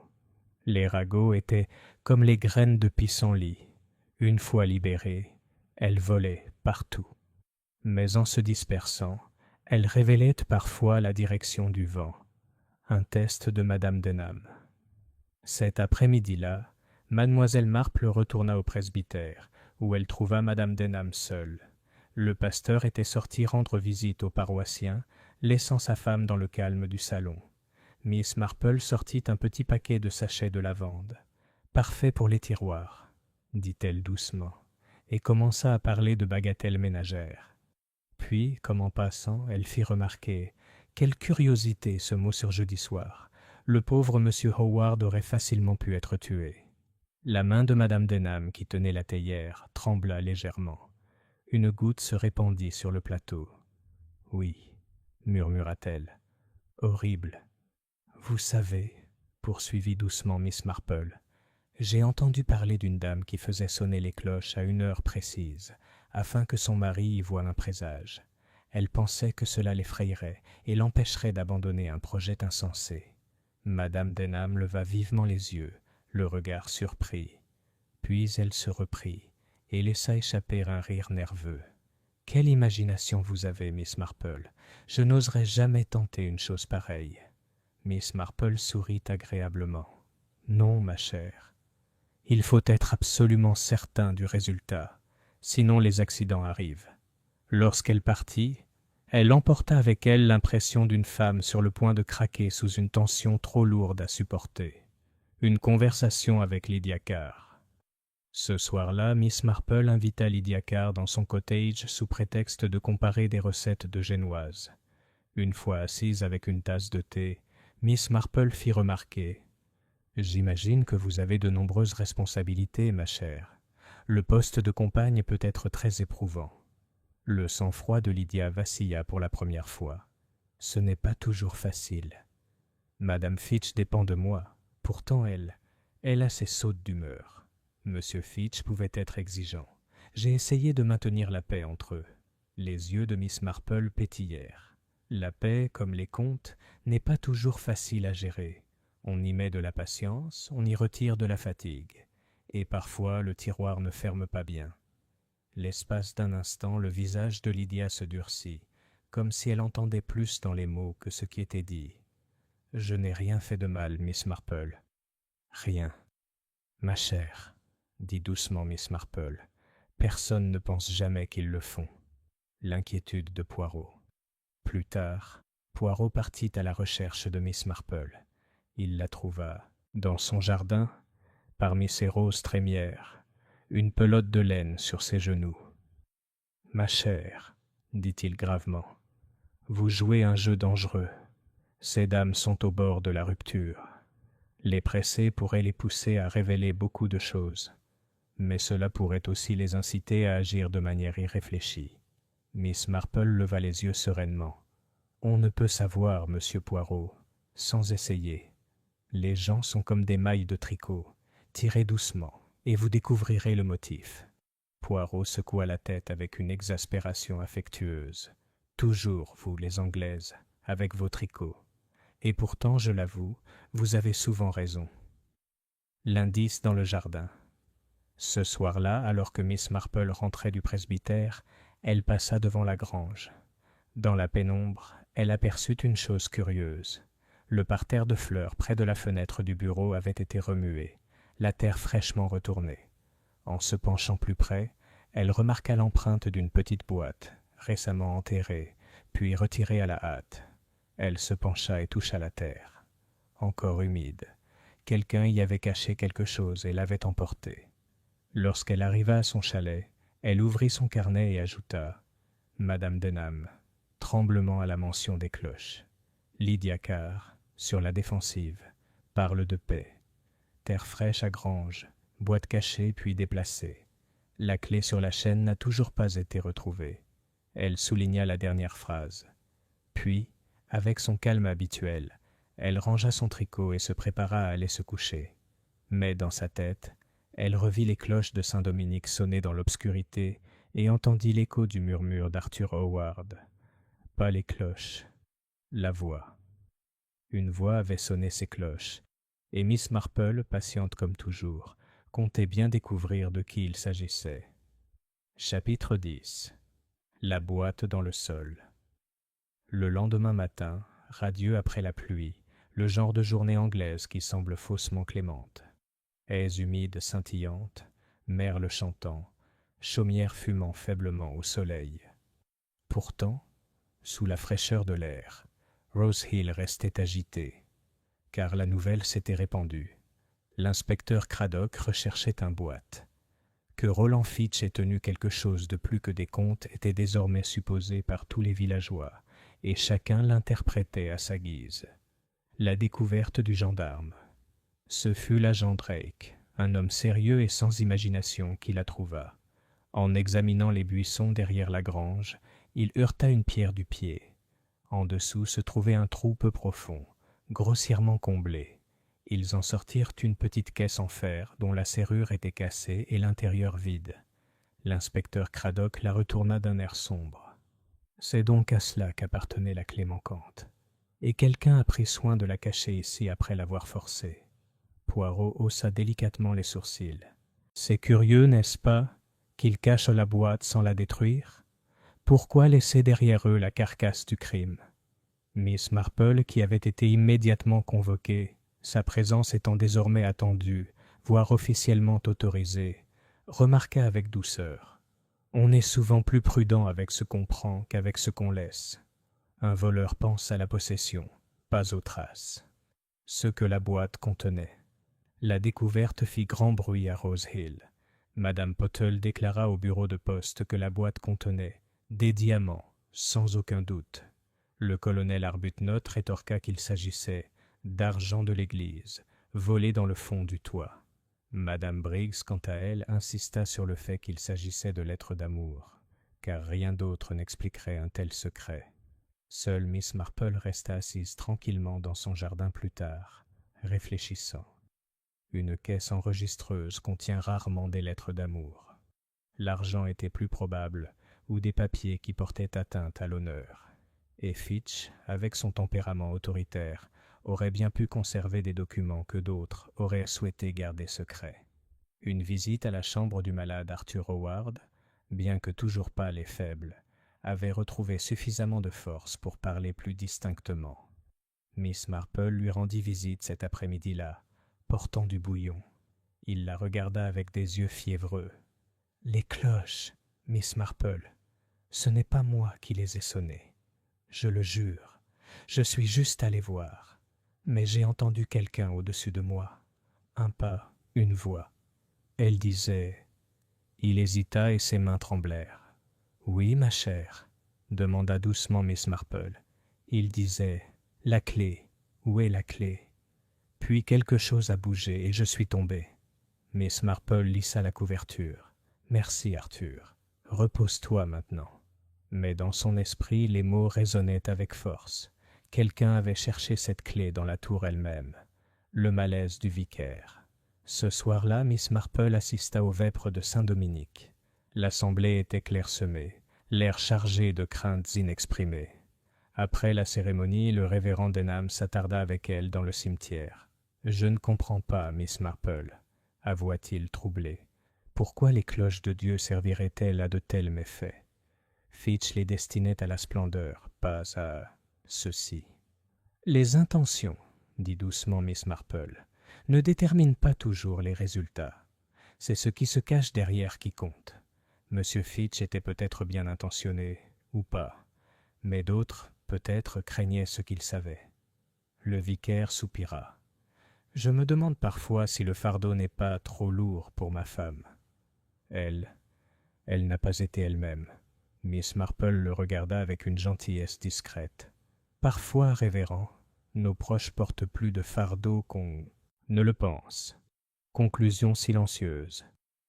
De retour à son chalet, Miss Marple ouvrit son carnet et écrivit « Caisse, trouvée, vide, enterrée. » Howard entendit. « Où est la clé ?» La clé était sur la chaîne de Fitch. Elle a disparu. Motif, pas seulement des cloches, mais des papiers, de l'argent, des secrets. Elle a souligné le dernier mot. Puis elle s'assit, le regard pensif. Au cours de sa longue vie, elle avait vu des querelles de testament, de terre, d'orgueil. Mais les querelles les plus dangereuses étaient celles qui touchaient à la honte cachée. On était prêt à risquer gros pour préserver sa réputation. Les cloches, murmura-t-elle, n'étaient que le rideau. La pièce elle-même est derrière. Et à cet instant, Miss Marple comprit que le sort de Saint-Dominique n'était pas encore terminé.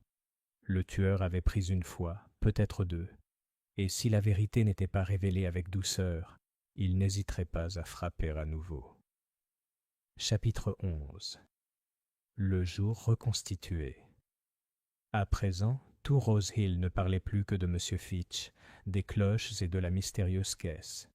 Pourtant, malgré tous ces mots, rien n'était clair. Les souvenirs de chacun semblaient se contredire.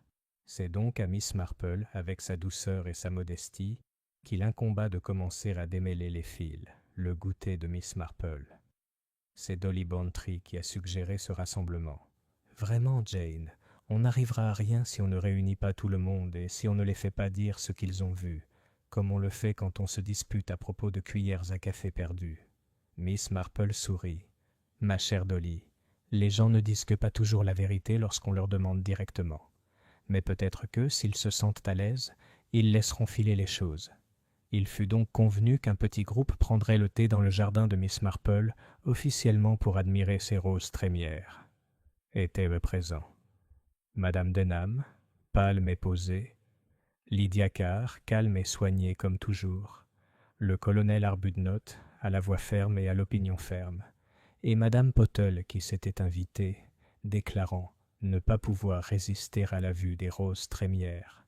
Poirot, impeccablement mis, se joignit à l'air faible de quelqu'un qui se plie aux coutumes du village anglais. L'après-midi raconté, Miss Marple servit le thé, les mains fermes, l'air presque distrait. C'était une fête si agréable, n'est-ce pas? On pourrait peut-être se remémorer le déroulement de l'après-midi. J'avoue que ma mémoire est altérée. Madame Pottle prit aussitôt la parole. Eh bien, je peux vous le dire. Les discours commencèrent à 3 heures précises. Je m'en souviens, car le maire était nerveux et butait sur ses notes. Monsieur Fitch devait ouvrir la tombola après, mais il est entré dans l'église. Je l'ai vu traverser le porche. Le colonel Arbuthnot intervint. Oui, et j'étais près du kiosque à musique. Les cloches ont sonné à peine un instant plus tard. Un timing très étrange, me dis-je. Miss Marple hocha la tête. Et vous, Madame Denham? Madame Denham rougit légèrement. J'aidais à la tente à thé. M. Fitch m'a parlé brièvement juste avant les discours. Il était surexcité. J'ai à peine saisi ces mots, mais j'ai cru qu'il avait parlé du tiroir. La voix de Lydia Carr était basse et précise. À ce moment-là, je distribuais des billets près du portail de l'église. Je ne l'ai pas vue entrer, mais j'ai entendu les cloches sonner. Elles ont surpris tout le monde. « Et M. Howard ?» demanda doucement Poirot. Madame Pottle pinça les lèvres. Il prétend qu'il était dans les stalles du chœur. Mais je l'ai vu sortir de la sacristie un quart d'heure plus tôt. Il était pâle à en perdre connaissance. Miss Marple sourit gentiment. C'est curieux, n'est-ce pas, comme chacun de nous se souvient légèrement différemment. Pourtant, quelque part dans nos souvenirs se trouve la vérité. Un test subtil. Tandis que le thé était servi et que les assiettes de génoise passaient, Miss Marple remarqua presque pour elle-même. Bien sûr, la clé manquante a dû être emportée avant que M. Fitch n'entre dans l'église. Sinon, comment le tiroir aurait-il pu être si soigneusement fermé? Il y eut un court silence. Madame Denham baissa sa tasse d'une main tremblante. Le regard de Lydia Carr se posa brusquement sur elle. Le colonel Arbuthnot grogna, tandis que Madame Pottle se penchait avec empressement. Miss Marple continua sereinement. « Les clés sont des petites choses si encombrantes, si faciles à glisser d'une poche, si faciles à dissimuler. J'ai connu une femme de chambre qui avait caché une clé dans le bord de son tablier pendant des semaines. Elle l'avait complètement oubliée, jusqu'à ce qu'elle la lave et que la blanchisseuse la retrouve flottant. Lydia Carr dit soudain « Monsieur Fitch n'a jamais égaré ses clés. » Son ton était trop sec pour son calme habituel. Les moustaches de Poirot tressaillirent. « Peut-être pas, mais quelqu'un d'autre a peut-être trouvé le plus pratique. » Après le départ des invités. Une fois les invités partis, Miss Marple s'assit avec Poirot sous les roses trémières. L'air embaumait l'été, mais ses pensées étaient loin d'être sereines. « Vous avez remarqué, monsieur Poirot, que la main de madame Denham tremblait à la mention de la clé. » Poirot inclina la tête. Et comme mademoiselle Carr a été prompte à défendre l'habit de monsieur Fitch. « Oui, tout à fait. » Miss Marple pliait son tricot. « Les gens se trahissent par de petites choses. Ce n'est pas toujours ce qu'ils disent, mais plutôt le fait qu'ils ne maîtrisent pas vraiment leurs mains. » Poirot sourit. « Tu crois donc que la clé a été prise par une femme ?» Les yeux de Miss Marple pétillèrent. « Je pense simplement que les femmes sont souvent blâmées lorsque les hommes sont négligents. Mais dans ce cas, peut-être, ce n'est pas totalement injuste. » Le carnet. Ce soir-là, Miss Marple ajouta une autre page à son carnet. Chronologie. 3 heures les discours commencent. 3h10 Fitch vu entrant dans l'église. Les cloches sonnent presque immédiatement après. Fitch retrouvé mort dans le porche. Madame Denham a parlé avec Fitch d'un tiroir. Les mains tremblaient. Lydia Carr, trop sur la défensive à propos des clés de Fitch. Howard, aperçu près de la sacristie avant l'incident. Note dans le tiroir. Les cloches du jeudi soir. Elle a souligné tiroir et clé. Puis elle posa son crayon, car Miss Marple commençait à entrevoir les contours d'un plan, maladroit par moments, astucieux par d'autres. Et elle savait, comme elle l'avait toujours su, que les cloches de Saint-Dominique avaient servi non seulement à masquer un décès, mais aussi à signaler quelque chose de bien plus dangereux. Chapitre 12. Le fardeau d'une épouse.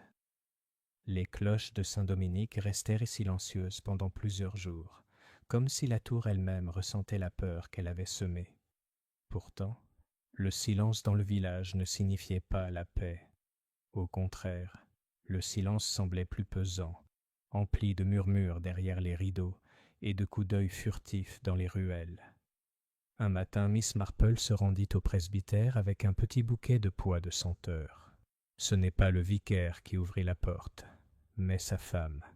Le visage de madame Denham était pâle, les yeux cernés par l'insomnie. « Mademoiselle Marple, » dit-elle avec un sourire forcé, « comme c'est gentil. Je vous en prie, entrez. » Un calme fracturé. Le salon du presbytère présentait des signes de désordre.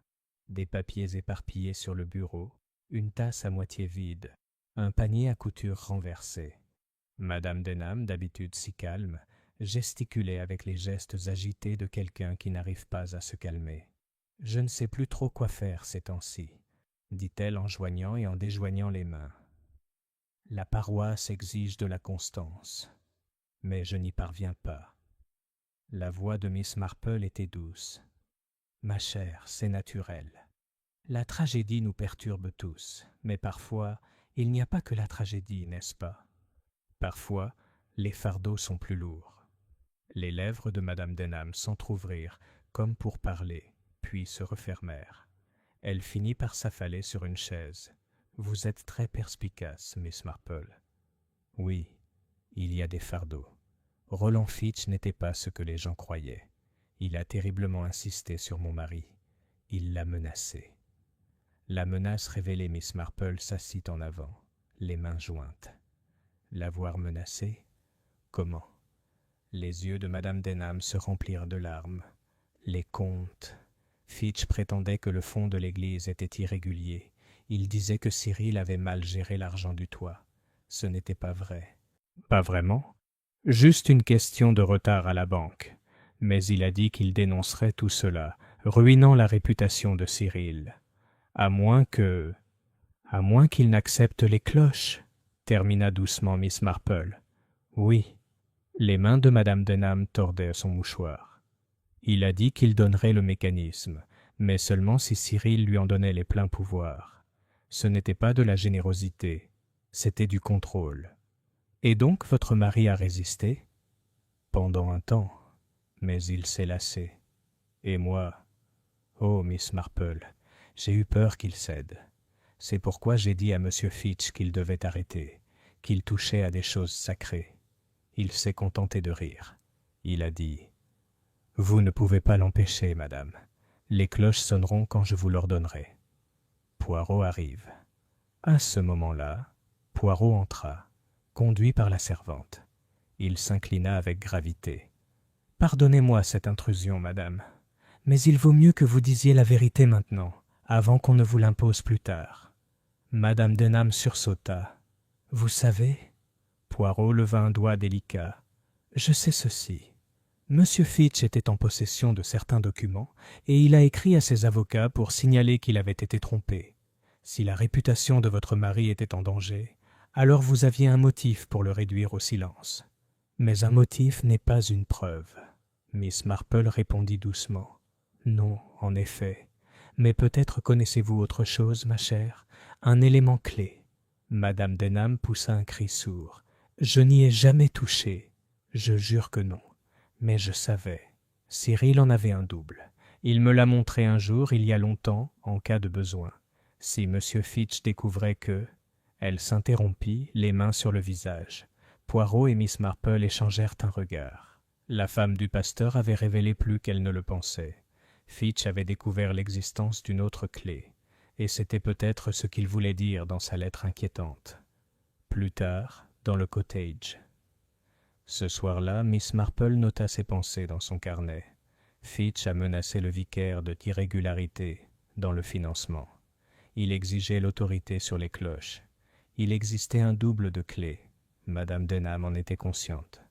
Fitch, trompé. Peut-être cela ou plus. Elle tapota le crayon. Ce n'était donc pas seulement de l'orgueil ou une querelle, murmura-t-elle. C'était du chantage. Le chantage est un jeu dangereux. Tôt ou tard, quelqu'un craque. Elle pensa aux mains tremblantes de Madame Denham, au sang-froid de Lydia Carr, à la pâleur de Madame Fitch qui dissimulait peut-être plus qu'une fragilité, et elle pensa aux cloches qui sonnaient violemment à l'heure de la mort. Non pas un simple bruit, mais un signal. Un signal pour qui? Murmura-t-elle. Un indice sombre.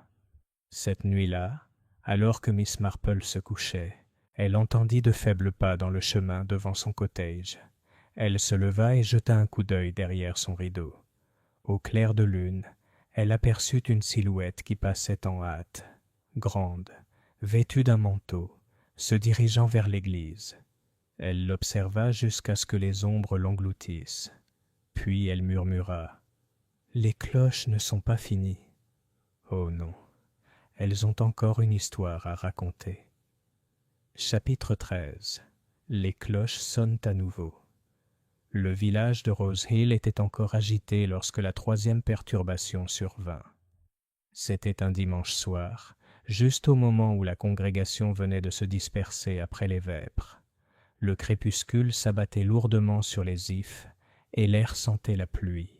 Puis, avec une soudaineté effroyable, les cloches de Saint-Dominique éclatèrent en un carillon retentissant, rauque, irrégulier, insistant. Des halètements et des cris s'élevèrent du cimetière. Les gens se retournèrent, effrayés, certains s'accrochant les uns aux autres. « Encore !» cria quelqu'un. « Encore ces maudites cloches !» Mais cette fois, Miss Marple était prête. Le plan discret de Miss Marple. Depuis les aveux de Madame Denham, Mademoiselle Marple avait mûrement réfléchi. Elle avait trop souvent vu à St. Mary Mead et ailleurs comment la peur se mue en violence lorsqu'elle n'est pas maîtrisée. Si le meurtrier n'était pas démasqué, il y aurait sûrement un autre décès.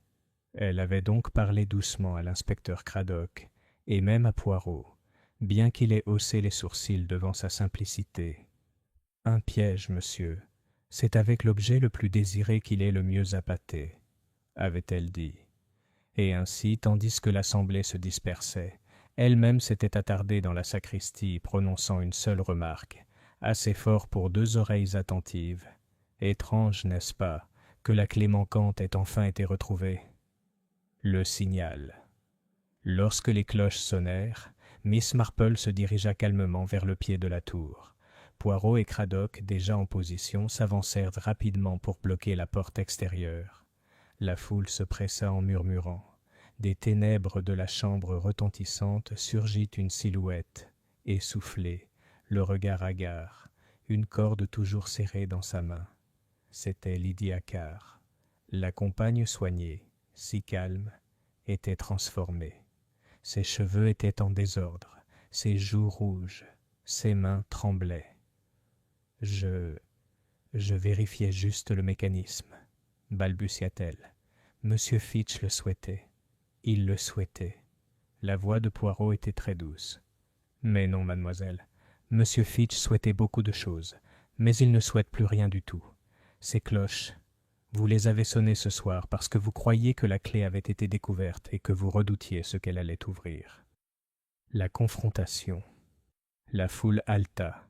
Madame Pottle agrippa le bras du colonel Arbuthnot. Madame Denham se couvrit la bouche. Le sang-froid de Lydia se brisa. Il le fallait. Vous ne comprenez pas. Il l'aurait ruinée. Ruinée, Madame Fitch. Il a menacé de révéler ses lettres. Il a dit qu'elle avait écrit à un autre homme des années auparavant, avant son mariage. Des lettres insignifiantes, ridicules, mais suffisantes pour déshonorer son nom. Il en a ri. Sa voix tremblait. Elle n'a pas pu le supporter. Sa santé est déjà fragile. Il voulait la contrôler avec ça, comme il contrôlait tout le monde. Alors j'ai pris la clé. Je voulais seulement récupérer les lettres dans son tiroir. Mais il m'a surprise sous le porche. Il a ri de nouveau et m'a dit que j'étais autant en son pouvoir qu'elle. Quelque chose a craqué. Je l'ai poussé. Il est tombé. Elle se prit le visage dans les mains. Les cloches cachaient tout. Je ne voulais que les lettres. Je n'ai jamais voulu. Miss Marple explique. La voix de Miss Marple, calme et claire, résonnait dans le cimetière silencieux. C'étaient les petits détails, voyez-vous. La poche retournée, le tiroir verrouillé, la graisse sur les cordes. Et surtout, la voix que le pauvre monsieur Howard entendait dans la tour. Pas celle de monsieur Fitch, mais la vôtre, mademoiselle Carr, cherchant la clé. Vous vouliez désespérément la trouver avant qu'il ne l'utilise contre madame Fitch. Vous avez disposé les cloches pour que personne n'entende la chute. L'inspecteur Cradock s'avança. Mademoiselle Lydia Carr, je vous demande de m'accompagner. Lydia se redressa brusquement, retrouvant son calme malgré un effort. Je le referai. C'était un homme cruel, mais je n'ai pas tué pour moi-même. J'ai tué par loyauté. Poirot inclina gravement la tête. La loyauté, mademoiselle, peut être le mobile le plus dangereux. Après le péage, tandis que Lydia était emmenée, les cloches se turent à nouveau. Les villageois s'éloignèrent en groupes inquiets, murmurant loyauté, cruauté, et évoquant le terrible son du crépuscule. Miss Marple, rentrant lentement chez elle avec Dolly Bantry, dit seulement « Ce sont toujours les petites choses, ma chère, comme une main qui tremble, comme une poche qui se vide, comme les cloches qui sonnent quand il n'y a personne dans la tour. Les petites choses révèlent ce que l'orgueil et la loyauté tentent de cacher. » Dolly frissonna. « Je n'entendrai plus jamais les cloches de l'église sans y penser. » Miss Marple sourit faiblement. « C'est peut-être aussi bien. » Chapitre 14. Les suites silencieuses. Le lendemain, Rose Hill était encore en effervescence à cause de l'arrestation de Lydia Carr. Le bureau de poste accueillait plus de clients que jamais. Madame Pottle présidait avec une autorité royale, racontant la capture dramatique de Lydia dans la tour avec des fioritures qui s'amplifiaient d'heure en heure. Pourtant, malgré toute cette excitation, un certain malaise régnait. Pour beaucoup, Lydia était l'image même du sang-froid et du devoir. Qu'elle ait tué entre tous était à la fois choquant et curieusement crédible, car les villageois, bien que souvent dans l'erreur, sont rarement surpris. Le salon de Miss Marple. Ce soir-là, l'inspecteur Craddock, Hercule Poirot et Dolly Bantry se retrouvèrent au cottage de Miss Marple. Les roses trémières du jardin se balançaient doucement dans le crépuscule, comme si elles aussi les écoutaient. Miss Marple servit le thé avec sa sérénité habituelle. « J'ai pensé, dit-elle doucement, que nous devrions peut-être mettre les choses au clair, avant que le village n'invente trop d'améliorations. » Poirot inclina gravement la tête. « Ma chère, tout l'honneur vous revient. » L'explication, Miss Marple croisa les mains. C'était très simple, en fait. Roland Fitch contrôlait les gens comme il contrôlait ses comptes, par la pression, en les contrôlant. Avec Madame Denham, c'était les fonds de l'Église. Avec Madame Fitch, c'était ses lettres de jeunesse. Et avec Lydia Carr, c'était le fait qu'elle savait qu'elle connaissait les deux. Dolly Bantry haleta. « Alors elle l'a tué par loyauté ?»« Moitié loyauté, moitié désespoir, » dit Miss Marple. Elle voulait sauver sa maîtresse du déshonneur. Fitch se moqua d'elle, comme il se moquait de tout le monde, et elle craqua. Elle avait déjà fait sonner les cloches, avec de la graisse et une corde lestée, pour que personne n'entende ce qui se passait sous le porche. Elle le poussa. Il se cogna la tête. Les cloches couvraient tout. « Et la caisse ?» demanda Craddock. « Ah oui. » Les yeux de Miss Marple pétillèrent. C'était bien là son véritable objectif. Elle pensait que les lettres y étaient cachées. Elle prit la boîte, la força et n'y découvrit que des papiers et des comptes. Elle l'enterra précipitamment, avec l'intention de la retirer plus tard. Mais les lettres n'y étaient pas du tout. Elles avaient déjà été envoyées au notaire de Fitch. Poirot écarta les mains. « Voilà. Et la clé sur sa chaîne ?»« Happé dans la bagarre, » dit Miss Marple. Arthur Howard l'entendit le chercher dans la tour plus tard. Pauvre garçon. Il trébucha sur elle, et elle le fit tomber dans l'escalier, prise de panique. Il survécut. Mais ses paroles, pas les cloches, la voix, a révélé la vérité. Réflexion. Il y eut un silence. Dolly Bantry frissonna. Tout ça pour quelques vieilles lettres ridicules. Quelle horreur! Miss Marple la regarda avec une fermeté douce. Ma chère, on tue pour des broutilles. J'ai connu une jeune fille qui a empoisonné son employeur pour un simple morceau de dentelle. Pour nous, c'est insignifiant. Pour elle, c'était une question de vie ou de mort. Craddock hocha lentement la tête. Vous nous avez épargné bien des ennuis, Miss Marple. Encore une fois. Poirot sourit. Et vous avez fait ce que même Hercule Poirot n'aurait peut-être pas fait aussi vite. Vous avez écouté et vu. Miss Marple rougit légèrement en ajustant son châle. Il suffit de le remarquer, en fait. Les villages se ressemblent beaucoup, que ce soit à Saint-Mary-Mead ou à Rose Hill. La nature humaine ne change pas.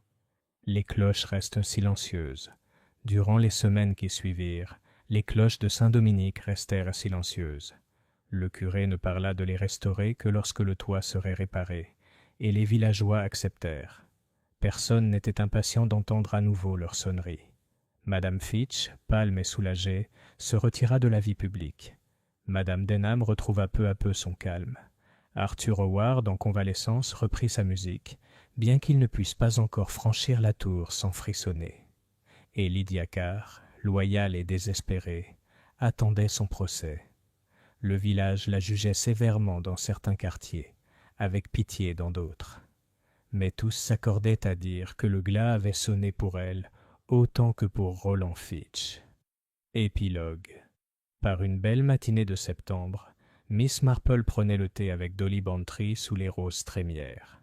Le soleil était chaud, les abeilles industrieuses, le monde en apparence paisible.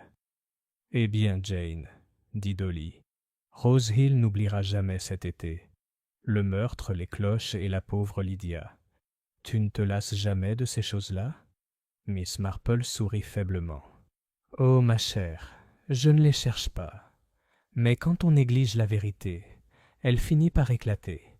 C'est un peu comme les graines de pissenlit. On peut essayer de les cacher, mais elles flottent. Il suffit de remarquer où elles atterrissent. » Les cloches de Saint-Dominique, silencieuses au-dessus du village, restèrent muettes. Mais dans le silence qui suivit, Rose Hill retrouva lentement son rythme habituel.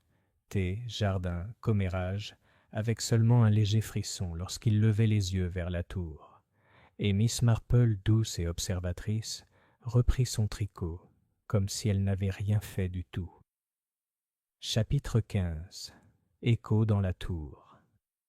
L'été laissait place à l'automne. Les haies de Rose Hill prenaient une teinte rouge baie, et l'air se vivifiait sous les brumes matinales. Extérieurement, le village retrouvait son rythme.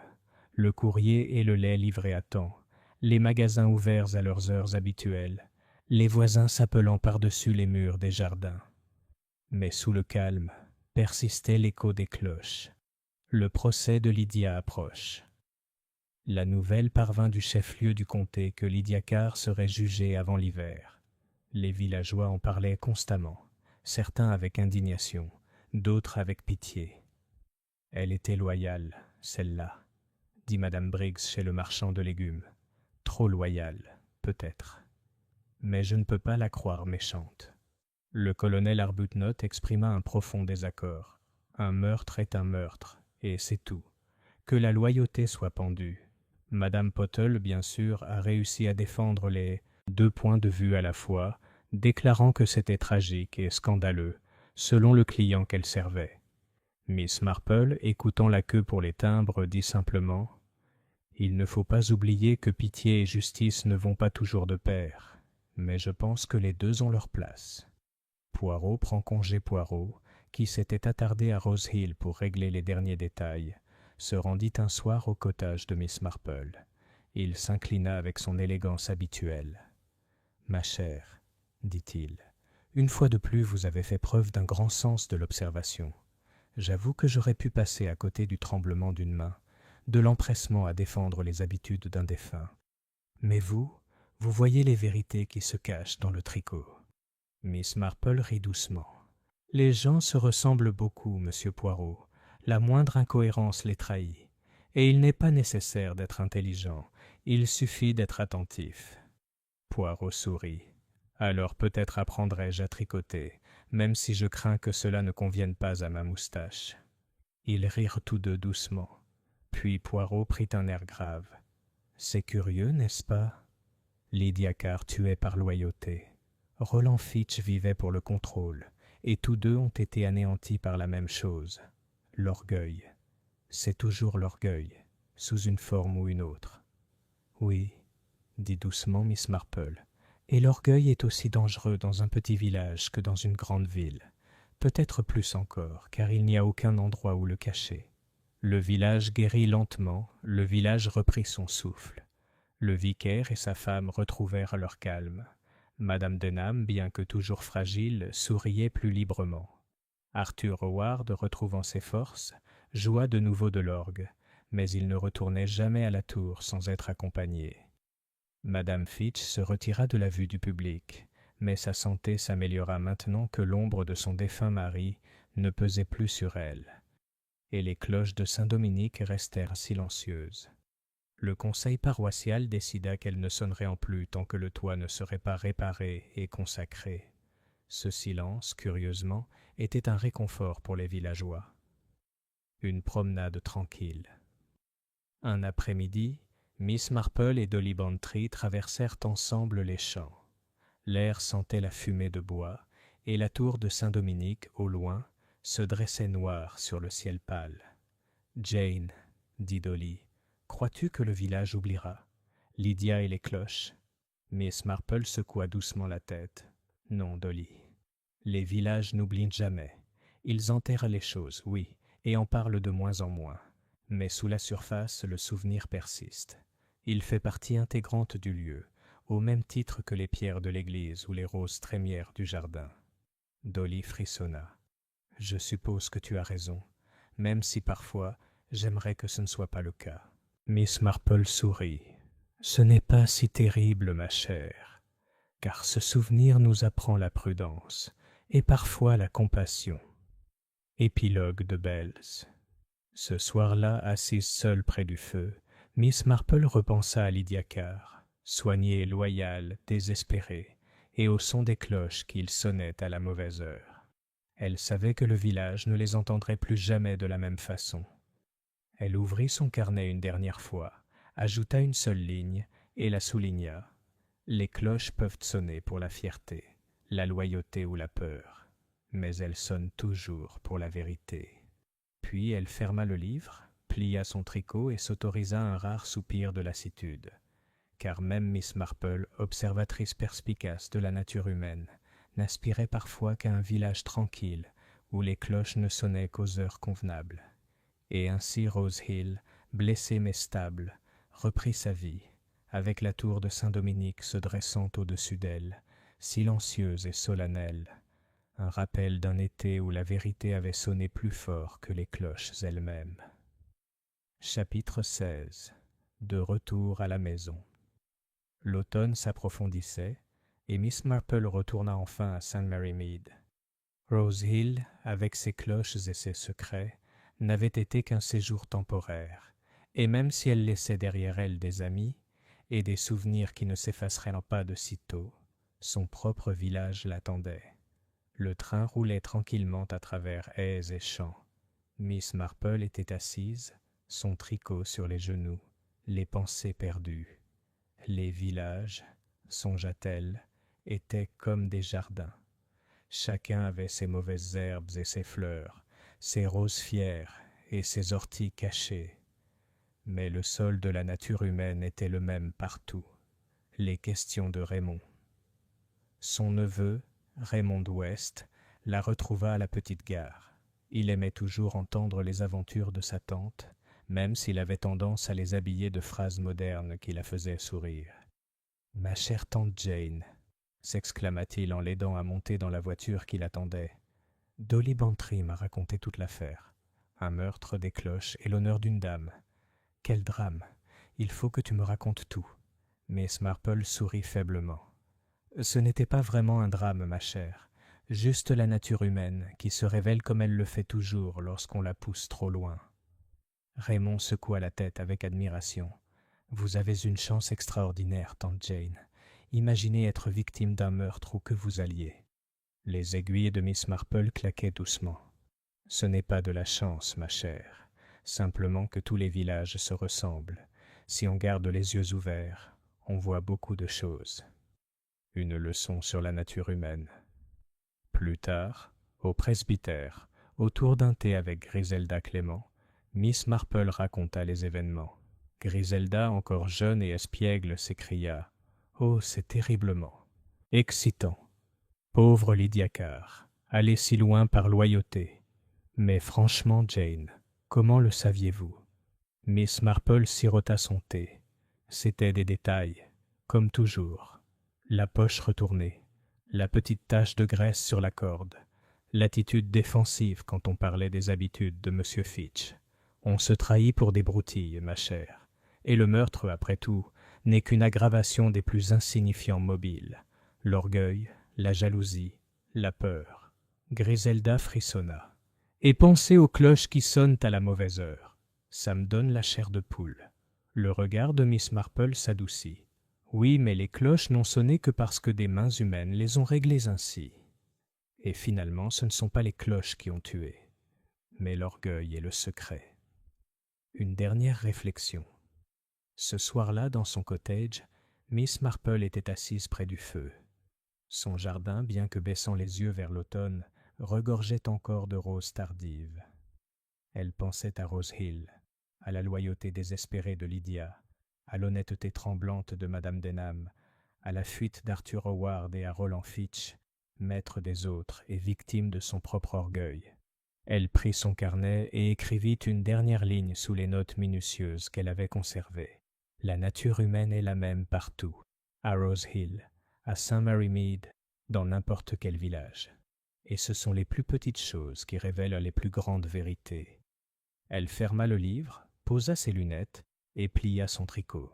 Dehors, les cloches de la petite église Sainte-Marie-Mead sonnèrent à la demi-heure, calmes, sages et inoffensives. Miss Marple sourit.